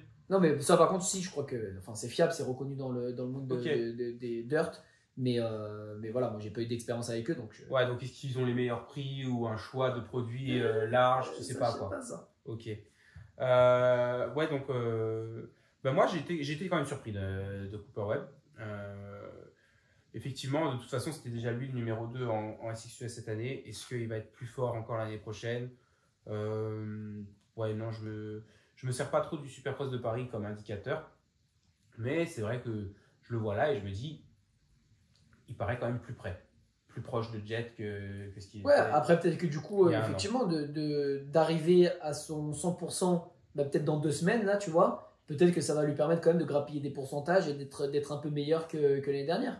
Mhm. Après, d'être en vitesse, il en manque toujours. Après, Et on connaît le web, il va bien trouver un moyen du coup. S'il peut être juste assez près, il va trouver un moyen de rentrer dans la tête de Jet. bah, tu vois, ça, quand il sait qu'il a pas la vitesse, je suis pas sûr. Parce que tu vois, l'année dernière, on l'a pas vu ça. Pourtant, il y a eu un moment donné, ils ont eu tous les deux la plaque rouge. J'ai pas vu de petits panneaux red plate, truc comme ça. Il fait pas le Non, malin parce comme il que le faisait avec je Roxel. pense qu'il avait trop de points de retard et tu sais, il roulait avec son pouce flingué et à la fin, il était trop. Non, mais même avant ça, En quand ils galère, avaient tous je les deux crois. la plaque rouge, parce que c'est ce qu'il avait fait, et tout dans le championnat avec Roxen, hein, c'était pas vers la fin du championnat, Ah ouais? il lui avait mis le truc comme ça, red plate, hop, tu vois, pour rentrer dans sa tête, et après, bon, je pense que c'était là. Et encore, avant de dire Roxen c'est un fragile mentalement, il faut le faire une première fois déjà pour le savoir, tu vois. Mhm. Donc, déjà, quand il gagne son premier supercross à la Triple Crown qui se retourne, qui lui fait comme ça sur le saut d'arrivée, tu te dis, ah ouais, chaud le garçon quand même. Et Ouais, il vieillit, il mûrit, Cooper Webb. ouais, je sais pas. Paul de son prénom. Hunter Lawrence. Hunter Lawrence. Ah ouais, non, tu vas commencer à me faire une DV là. Laurence. Ça va, ça va. Ah, j'en ai une autre à la maison qui dit Laurence. Ah ouais? Ah ouais, non, Laurence, sa collègue Laurence. Ouais, c'est ça. Non, Hunter Lawrence, j'ai été déçu. Ah bah ouais. Lui, c'est pareil. Il a fait. Mais alors le samedi, mais regarde pas ce samedi si tu veux pas être déçu encore plus. Mais samedi, il s'est fait déposer par tout le monde. Il est parti 2 derrière son frère. T'as Stewart qui est passé. T'as Furandis qui est Le passé. pire, T'as Webb qui est passé. J'ai regardé les interviews de Swap Moto Live. Il est content content. de son week-end. Il est content, lui. Il ressort entier. Il Il a a fait- fait une toute petite chute, rien de méchant. Il a fait 3 photos avec des groupies Voilà. devant la Tour Eiffel et il est content de son week-end. Ça y est, purée, ce que t'as. Dis pas ça, il est en couple. Yo les gars, j'attends toujours ma victoire au concours. Ouais, bah écoute, reste connecté parce que c'est dans une semaine, c'est ça? Ah, il parle du concours Brap Show MGT Design. Ouais. Ah, et bah écoute, continue de taguer des potes sur le post pour accroître tes chances. Et ouais, on tirera ça au sort le lundi prochain, 25 novembre, à 18h30, en direct sur la page YouTube du Brap Show. Tu sais si tu seras avec nous ou pas lundi 18h30? Oh, c'est trop long pour moi. Ok, bon bah on verra bien. Sinon, ce sera que moi et vous les gars. Une grande première. Ça risque d'être gênant, mais on verra. Donc ouais, Hunter Lawrence. En fait, Hunter Lawrence, il a fait un Supercross de Paris correct l'année dernière, même vraiment bien. Oh, bah oui, bien, parce qu'il Il a était, fait- il était proche de son frère, il en a gagné. Après, face à tout le monde aux US, il a fait une belle progression tout au long de l'année. C'est ça. Et là, j'ai l'impression qu'on repart à 0 à 1 l'année dernière, quoi, en fait. Ouais. Mais lui, il est content. Ouais, c'est. Bon, je sais pas. je pense que du coup, c'est peut-être juste témoin de l'état d'esprit dans lequel il est venu à ce Supercross de Paris, quoi. Pas trop de préparation, Ouais. envie de rouler, certainement envie de rouler devant des supporters autres qu'américains. Ils vont aussi en Australie dans un peu moins de 2 semaines maintenant. Mais ouais, il prenait peut-être pas le côté sportif très au sérieux, quoi. Ouais, je sais pas trop, mais effectivement, ou peut-être pareil, hein, peut-être tester des trucs avec lesquels il était pas à l'aise. Puis alors, quand t'es pas à l'aise au cycle de Paris, tu vas pas tenter le diable. Donc peut-être, je sais pas trop, mais effectivement, un petit peu décevant de le voir à cette place-là, quoi. Après, le terrain techniquement était plus dur et c'est pas le point fort de Hunter. Bah, Hunter, c'est quand même pas. Enfin, c'est pas un peintre, quoi, techniquement. Non, et puis Ça surtout que reste c'est un bon pilote. c'est pas le plus dur par rapport à ce qu'il avait en SXUS. C'est quand même Ouais. plus simple. Ce qu'ils ont. J'envoie des Star Wars de mon pote, c'est des météorites le truc. Excusez-moi les gars. Qu'est-ce que je disais? Ouais, Attends, que je par suis. rapport au SXUS, on a quand même une piste qui est plus simple au Supercross de Paris qu'un SXUS. Déjà par la texture qui ne se creuse pas comme on a eu cette année en SXUS, et aussi parce que enfin, je pense que les bosses, l'écart entre les bosses, etc., c'est plus gros. Je pense qu'aux US, c'est quand même un cran au-dessus encore que ce qu'on a à Paris, même si voilà, on s'en rapproche par rapport à Bercy qui était assez éloigné, très petit, voilà, c'était compliqué. Là, on s'en rapproche, mais on a quand même deux enchaînements. On en a quand même un peu plus en Supercross US. J'avoue que je compte pas trop, je regarde rarement les pistes. Ça dépend des terrains, mais. Au moins la des plupart du temps, enchaînements un petit plus peu longs, quoi. Mais ouais. Parce que là, ça faisait on, off et un trip. Ouais. Donc voilà, et là 2, 3, 3. Ça Les faisait pistes sont un Non. peu. Enroulé 2, 3, 3. Là, le temps autour, ça tournait en 42 secondes le dimanche. Ça arrive très rarement qu'on soit en dessous des 45 secondes aux États-Unis. Ça peut arriver. Généralement, ils évitent quand même. Ils essayent d'être entre 50 secondes et 1 minute parce que sinon, ça fait beaucoup de tours, surtout qu'ils sont en temps. Mais ça peut arriver. La plupart des pistes sont un petit peu plus grandes que ça quand même aux États-Unis. Après, Hunter, surtout, enfin, je vois par rapport à un Cooper Webb, surtout par rapport à la version novembre de Cooper Webb ou par rapport à un Malcolm Stewart, je m'attendais à voir Hunter plutôt au-dessus ou au pire au même niveau. Tu vois, c'est changer les places. Là, il était quand même constamment derrière ces pilotes-là. Donc, ouais, non, moi je suis un peu surpris et dans le mauvais sens d'Hunter. Ouais. Après, on nous dit oui, mais les whoops, c'était pas un cadeau. Bon, c'était pas un cadeau au press day, qui étaient relativement gros, mais pour des pilotes SXUS, pour eux, c'était pas un cadeau, quoi. Enfin, on a vu Jet dedans, il y avait aucun souci. Même Malcolm Stewart dedans, Cooper Webb aussi, qui les whoops, c'est quand même pas un point fort pour lui, Non, qui passait bien. Donc non, pour le coup, pour les pilotes US, c'était je pense, classique. Par contre, pour nos pilotes français qui font le SX Tour, on en parlait un peu plus tôt, là, oui, c'était un peu plus compliqué pour eux. Ils ont moins l'habitude d'avoir des si gros whoops. Ouais, puis Hunter, c'est pas une lacune pour lui, les whoops. Alors, c'est peut-être pas un tueur dans les whoops comme son frère, mais ouais, à la limite, si je te prends les pilotes du Supercross de Paris en catégorie SX1, si tu me demandais de les classer par niveau dans les whoops, je dirais Jet, Malcolm, Hunter 3. À la limite, peut-être avec Dylan. Là, je mettrais Dylan devant par rapport à Paris. Dylan, oui, moi je te parle en tant que pilote de manière générale. Dylan, c'est vrai que quand il est allé sur sa moto, il est quand même assez bon dans les whoops. Je trouve que depuis qu'il est passé en 450, c'est plus compliqué. En 250, c'était vraiment un point fort, les whoops. Ça dépend des tirs. Et je trouve qu'en 450, c'est plus complié. Moi, je me raccroche à le deuxième Houston. Ah, mais d'accord, mais c'est juste qu'il dribble, mais il dépasse personne. Si, non, le deuxième Houston, d'accord, ok. Moi, Houston. j'étais l'année dernière. Et en 2021, il y avait aussi Orlando où malheureusement il s'était accroché au départ et il repart dernier. Mais je me demande s'il ne fait pas le meilleur temps de la course ou quelque chose, ou pas loin. Genre il roulait dans les temps des leaders, sauf que en fait il était presque un tour derrière quoi, dès le début. Et là pareil, dans les whoops, ça driblait, ça passait bien. Donc après c'est un peu un tout. Genre, je pense que Dylan en forme et en confiance dans les whoops, ça va fort quoi. Et d'ailleurs pour la petite histoire, j'ai écouté une interview de Dylan Ferrandis qui n'est plus vegan. Ou végétarien, je sais plus ce qu'il était, lui, végétarien ou vegan. Il était vegan a priori. Il n'est plus vegan. Ah ouais? Ouais, parce que il a chopé du coup un virus l'année dernière. Là. Ok. Parce que ce dont il parlait là, quand il était malade, il disait pas trop ce que c'était. Il disait juste qu'il était pas en forme, qu'il a du mal à récupérer, etc. Il a chopé un virus.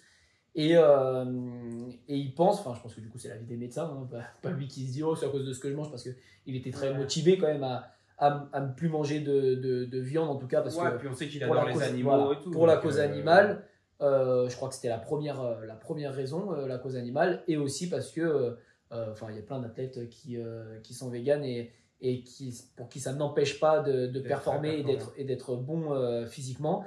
Mais là, ouais, il a dit que du coup, depuis, il remange. Alors, il fait attention quand même à ce qu'il mange et il limite. Ça va pas être un grand. Je pense qu'il va pas aller au resto pour se faire une bonne viande, là, une bonne entrecôte. Alors attends, parce que toi tu dis qu'il fait attention, mais Dylan Paferrandis nous dit qu'il a grossi quand même. Sur le physique, il dit que ça se voit que Dylan n'est plus vegan, qu'il a grossi. Ah ouais, tu trouves? Parce que moi je l'ai vu justement, je l'ai vu torse nu là, à un moment donné là sur, je sais pas si c'est sur des interviews, non, une photo où il est avec, je crois que c'est Lozito qui est avec lui, un de ses coachs de quand il était jeune ici en 85, un truc comme ça, qui était avec lui. Il y a une photo où il lui masse les avant-bras d'ailleurs. Il était assis et franchement c'était affûté donc. Je sais pas si tu parles en tenue de cross, parce que c'est vrai que la Oni, lui, il la prend un peu large pour le coup. Ouais. Ça le fit pas comme un Jet Lawrence, donc la tenue, ça peut être un peu trompeur. Mais torse nu, ouais, moi, il m'avait pas l'air en mauvaise forme. Et il était assis en plus. Hein. Moi, quand je suis assis, les gars, le branlet là en bas, là, tu connais. Ah, et moi, j'ai la tête du chien qui vient cacher. Donc voilà, pour la petite histoire, il remange quand même des protéines animales. Ok, ouais, j'avais déjà entendu qu'il prenait des œufs, en tout cas dans une interview de Le Big en fin d'été, mais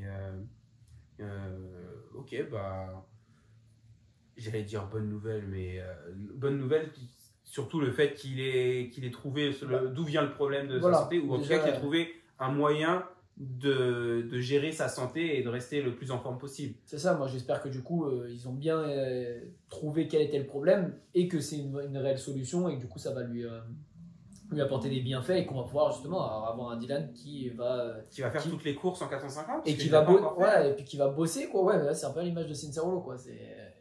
Qui va bosser dur justement pour pouvoir être à nouveau cette bête un peu physiquement, parce que c'est vrai que physiquement ça a toujours été ça n'a jamais été un point faible pour lui jusque là et puis du coup il va pouvoir aussi s'entraîner en moto quoi. Et j'aimerais beaucoup, même si voilà, même avec ce que je vois à Paris, je le vois pas réduire l'écart avec. Mais je l'ai trouvé pas trop mal à Paris. Mais il était pas trop mal, mais c'est là que je suis départagé. Voilà, par rapport au Lawrence, tu vois qu'il y est quand même pas quoi. Je suis départagé en fait. C'est là que mon appréciation est très paradoxale en fait, parce que je suis déçu d'Hunter qui est moins bon que l'année dernière. Je suis content de Dylan qui est plus proche de Hunter que ce que j'ai vu cette année. Mais en même temps, Hunter est moins bon. Donc, est-ce que je devrais être content ou est-ce que c'est juste que Dylan n'a pas bougé et que c'est juste Hunter qui a été moins performant ce week-end? Là, le samedi, Dylan, il a été au-dessus d'Hunter. Ouais. Le samedi. Le dimanche, je ne me souviens plus trop par rapport aux deux.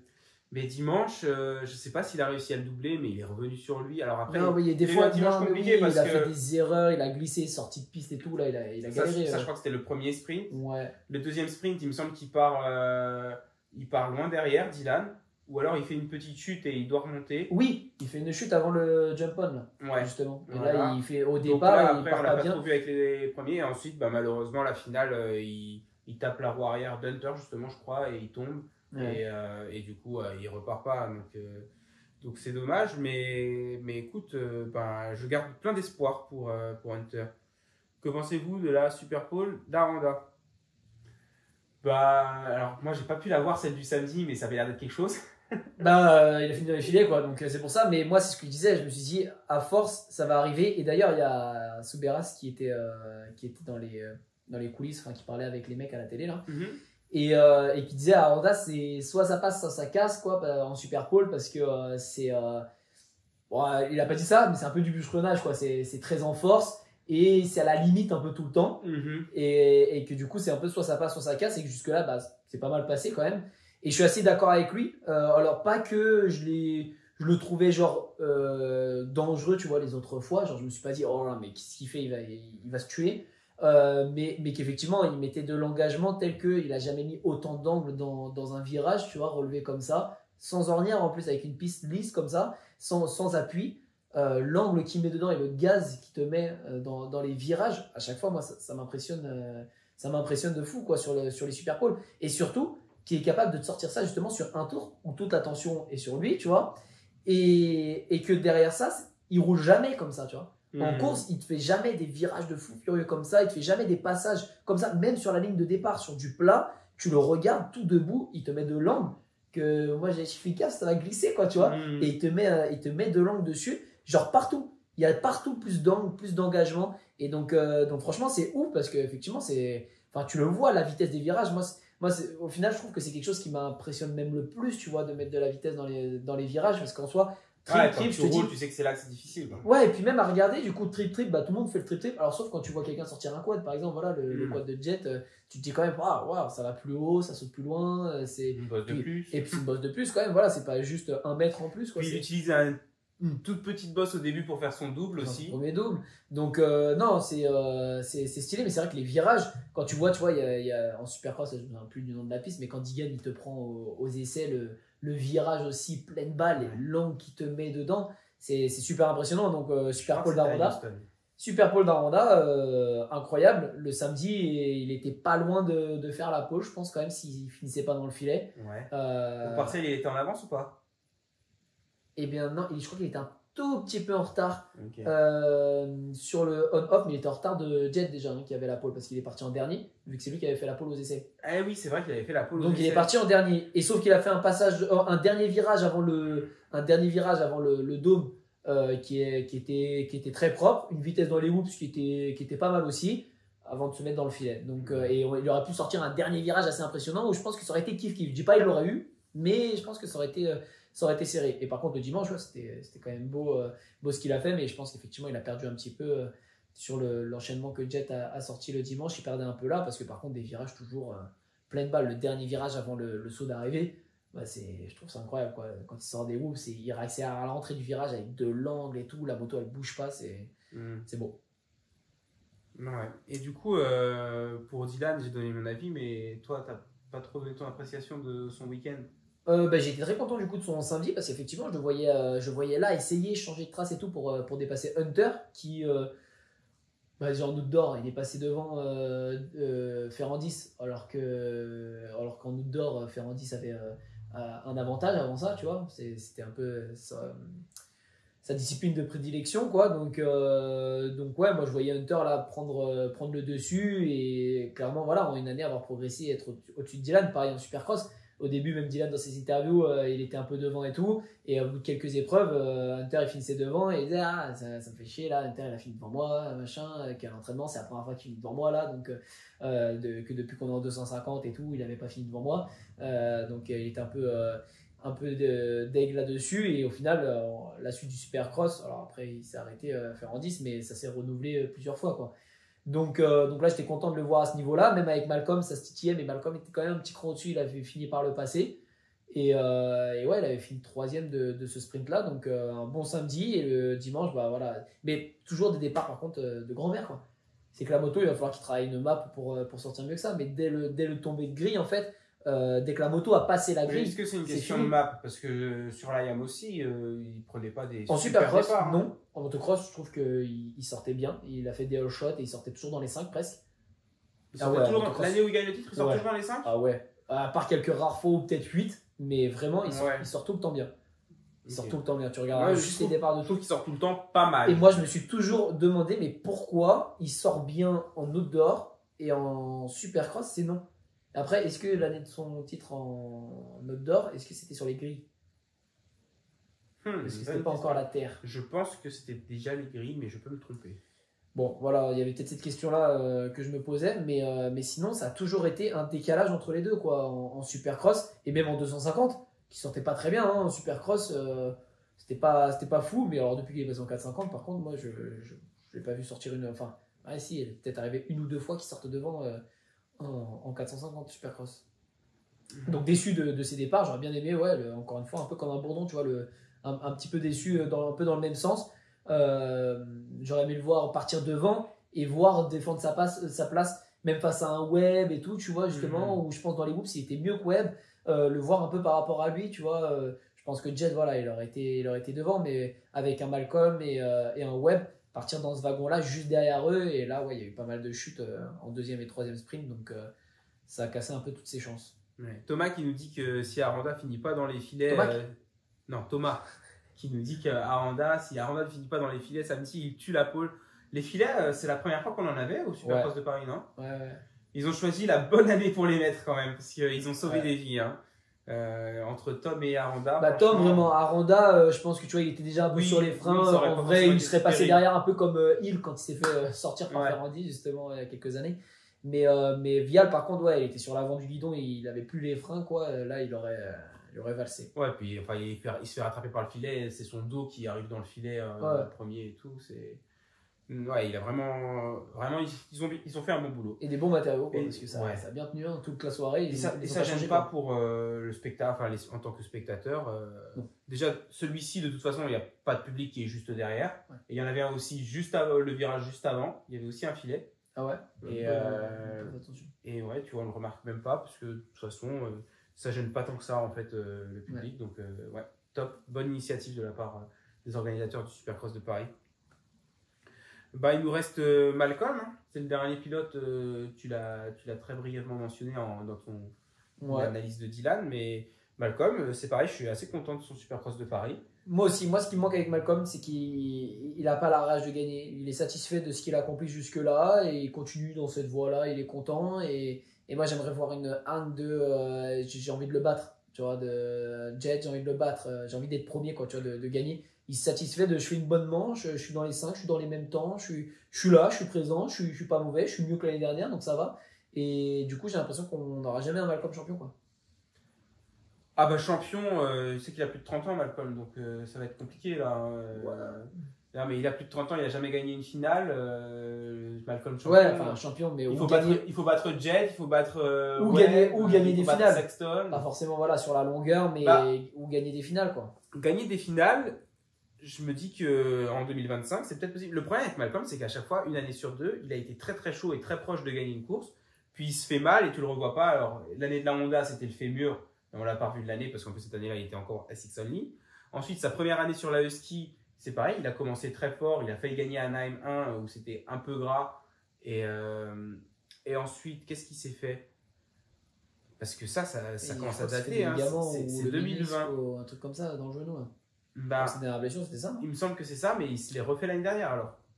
Parce que l'année dernière, c'est pareil. Il roule très fort en qualif à Anaheim et de la finale en qualif à San Diego aussi. Il roule très fort. Il tombe au début de la finale. Et après, on ne le revoit pas pour la troisième épreuve parce que pareil, il se fait les ligaments croisés. On le retrouve que pour les 4 derniers outdoors où il fait même. Mais après, cette année, il l'a fait au cours de la saison de Supercross. Juste, il se mettait par terre et moi je te disais, j'ai l'impression qu'il fait exprès de se mettre par terre. Chaque année, quand il revient de la blessure, il reprend doucement et il reprend ses marques. Et l'année d'après, il envoie le pâté. Sauf que quand il envoie le pâté, à chaque fois, il y a une blessure qui vient. Alors, c'est pas forcément parce qu'il pousse trop et qu'il fait une erreur. Peut-être que c'est ça, j'en sais rien. Mais c'est pas ce que je suis en train de dire en tout cas. Mais du coup, c'est pour ça que là, il a eu encore une année de reconstruction après sa blessure l'année dernière, Malcolm. Donc, j'attends de voir cette nouvelle année. Il a roulé en outdoor. Et d'ailleurs, ça, dans son interview pour Swap Moto Live, il a dit que ça l'a aidé à être vraiment en forme, prêt déjà pour ce Supercross de Paris. Parce qu'il a eu des courses tout au long de l'été et que ça aide vachement, quoi. Donc ouais, il a fait l'outdoor et il l'a fait plus sérieusement que l'année dernière où il revenait de blessure. Donc, j'ai espoir que peut-être on voit un Malcolm sur quelques podiums cette année et se battre pour quelques victoires de finale. Et en tout cas, sa performance, c'était. J'avais pas spécialement d'attente, mais si j'avais eu des attentes pour Malcolm Stewart pour le Supercross de Paris, elles auraient été en dessous de ça. J'aurais pas attendu une deuxième place au général et d'aussi bonnes courses. Ouais.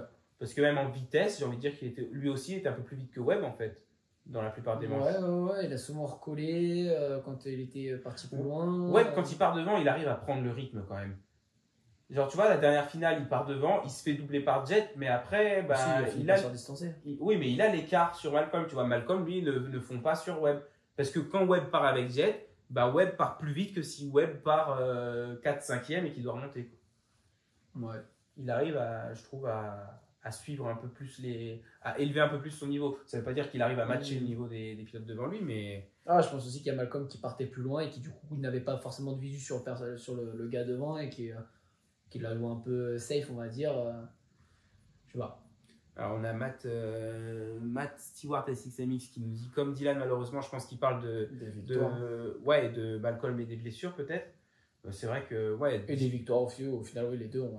pour le coup Dylan évidemment j'aimerais le voir tout tuer, mais ce que j'exige non mais ce que j'espère vraiment de manière réaliste pour la saison 2025, c'est déjà une saison où il va faire les 31 courses parce que c'est vrai que c'est quelque chose qu'il n'a pas fait de sa carrière 450. Il a toujours raté des courses sur blessure ou sur maladie, donc j'espère qu'il va rester vraiment en bonne santé et qu'il va pouvoir. Et après, s'il n'y a que encore 2 podiums dans l'année en Supercross, comme ça a été le cas, je crois qu'il a 2 podiums à son actif en Supercross. Donc s'il en fait que 2 de plus et qu'il a plein de top 5, mais qu'il a fait les 17 courses, déjà en vrai, ce sera une petite victoire. D'autant plus dans un team privé, on n'aime pas le dire, on veut voir Dylan compétitif pour gagner des titres, mais c'est vrai que je ne vais pas dire qu'il part avec une balle dans le pied, mais bon, voilà, il n'est pas chez HRC non plus. Il n'a pas forcément la meilleure moto du plateau. J'espère qu'il arrivera à faire une moto qui lui convient. Et ouais, vraiment faire les 17 courses. Tom Vial, il faudrait qu'il monte de catégorie l'an prochain.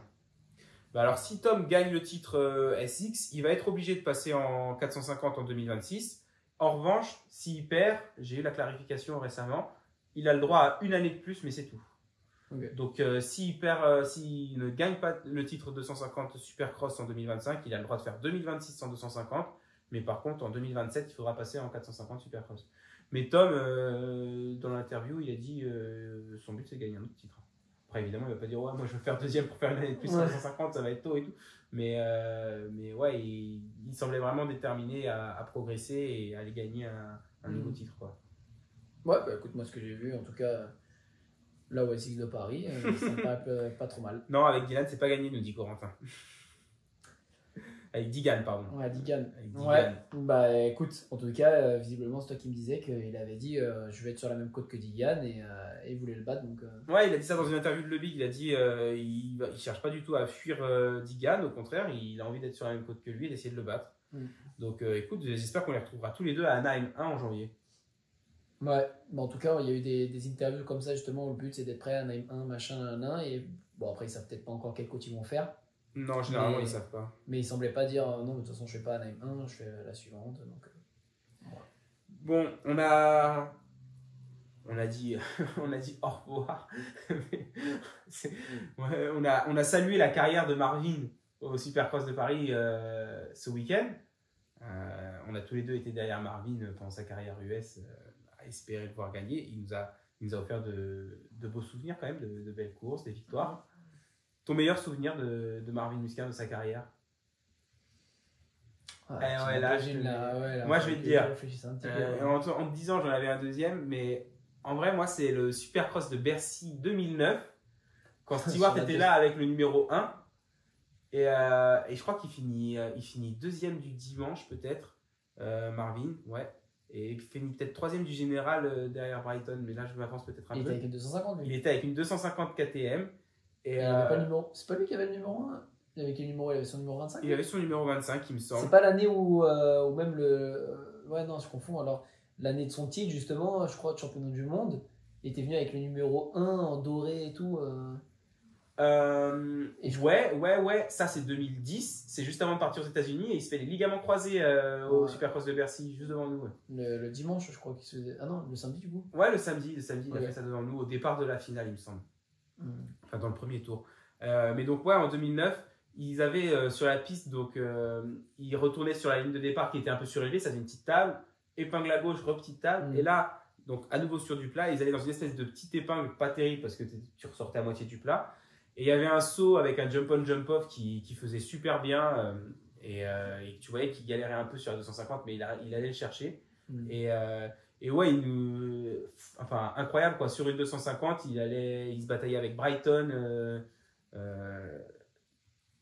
enfin un truc de fou, Brighton qui en plus envoyait le pâté dans les whoops, et je me souviens que sur ce saut d'ailleurs il atterrit sur Benjamin Coisy, je sais plus si c'est le samedi ou si c'est le dimanche. C'est Musquin ou Brighton? Musquin atterrit sur le dos de Benjamin Coisy, et il tombe pas, mais du coup tu vois Benjamin Coisy qui enroule après avec une posture un peu bizarre et qui quitte la course. Parce que ouais, Marvin lui touche le dos.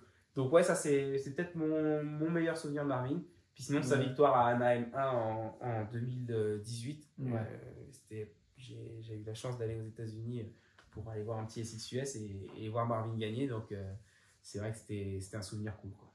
Ouais, non, moi j'en aurais pas un là en particulier à te citer, mais effectivement là on a cité aussi la Monster Cup. Ouais. Et c'est vrai que je me souviens que je l'avais bien suivi aussi et que c'était cool de le voir gagner.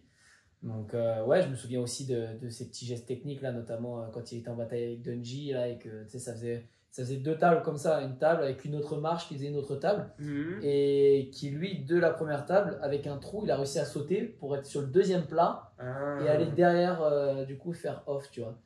Et je crois que c'est celle où il le laisse passer, Dungey, après. Ok, ouais, je vois. Cette course-là, où il le laisse passer. Et d'ailleurs, où il le reconnaît, il dit qu'il a combien de victoires, lui? 9 ou 8? Il en a combien, DV? DV, il en a 7. Je crois que c'est 9. Je crois que Marvin, il est à 10 maintenant. Parce que tu sais, il en a gagné sa dernière année. Il en a gagné une. Ouais. Et il a gagné celle à Seattle où il saute sur le drapeau à Croix-Rouge, mais où du coup, il garde la victoire et il perd les points et ça. Donc je crois qu'il est à 10 en tout, Marvin. Ouais, ça se peut. Et du coup, ouais, lui-même disait, quand il s'était fait interviewer, au moment en tout cas, mais ouais, 10 victoires, on pourrait dire 11. En faisant allusion justement à celle où il a laissé passer Dungey, il s'en cache pas trop, quoi. Ouais, bah oui, maintenant, c'est bon, il y a prescription, ouais, comme on dit. C'est ça. Bah, vu que tu n'en as pas, j'en ai un autre, c'est cette première manche au motocross des nations à Ernée, où il se bataille avec Barcia. Oui, mais ça j'aurais dû plus. Voilà, tu vois, c'est peut-être celui-là dans que la je classe. montée, je sais pas comment il fait pour. Enfin, ici, il se fait reprendre d'ailleurs par Barcia dans la montée. Ouais, avec une 250, il a fait des trucs de fou, et malheureusement, une petette chute après qui lui coûte, mais il était parti pour. Ouais, c'était pour la victoire de la manche en plus. Oh là là, c'était incroyable. Non, franchement, j'ai re-regardé cette manche avant les nations de cette année. Là, je me suis fait quelques récapitulatifs de différentes éditions. Et ouais, celle-ci, je l'ai regardée. C'est vraiment incroyable ce qu'il nous a fait, quoi. C'est peut-être même celui-ci, en fait, mon meilleur souvenir. Bah, moi aussi, je placerais celui-là. C'est vrai que. Marvin en 250, c'était quand même quelque chose. Ouais. Corentin qui veut voir ce que Prado arrive à faire aussi aux États-Unis, bah ouais, on va anticiper tout ça dans probablement dans le prochain épisode. Je pense que notre prochain épisode, on en calera peut-être un pour débriefer la fin du World S6. Puis après, ça va vite arriver, 2025. On va anticiper la nouvelle saison. En tout cas, on vous remercie beaucoup de nous avoir suivis. On remercie, comme toujours, MGT Design d'être avec nous, MGT Design de vous faire gagner une déco 200% perso. N'hésitez pas à participer au jeu concours. S'il y en a parmi les 4 qui sont encore en direct avec nous, qui n'ont pas encore participé, allez vous rendre sur la page Instagram @mgtdesign-mx ou alors @thebrapshow et vous verrez sur le post épinglé en haut du profil, il y a toutes les explications pour participer. Tirage au sort 25 novembre à 18h30 en direct sur la page YouTube. Enfin, sur la chaîne YouTube, quoi. On fera une vidéo en direct. Et d'ici là, portez-vous bien et merci de nous avoir suivis. À plus. Ciao.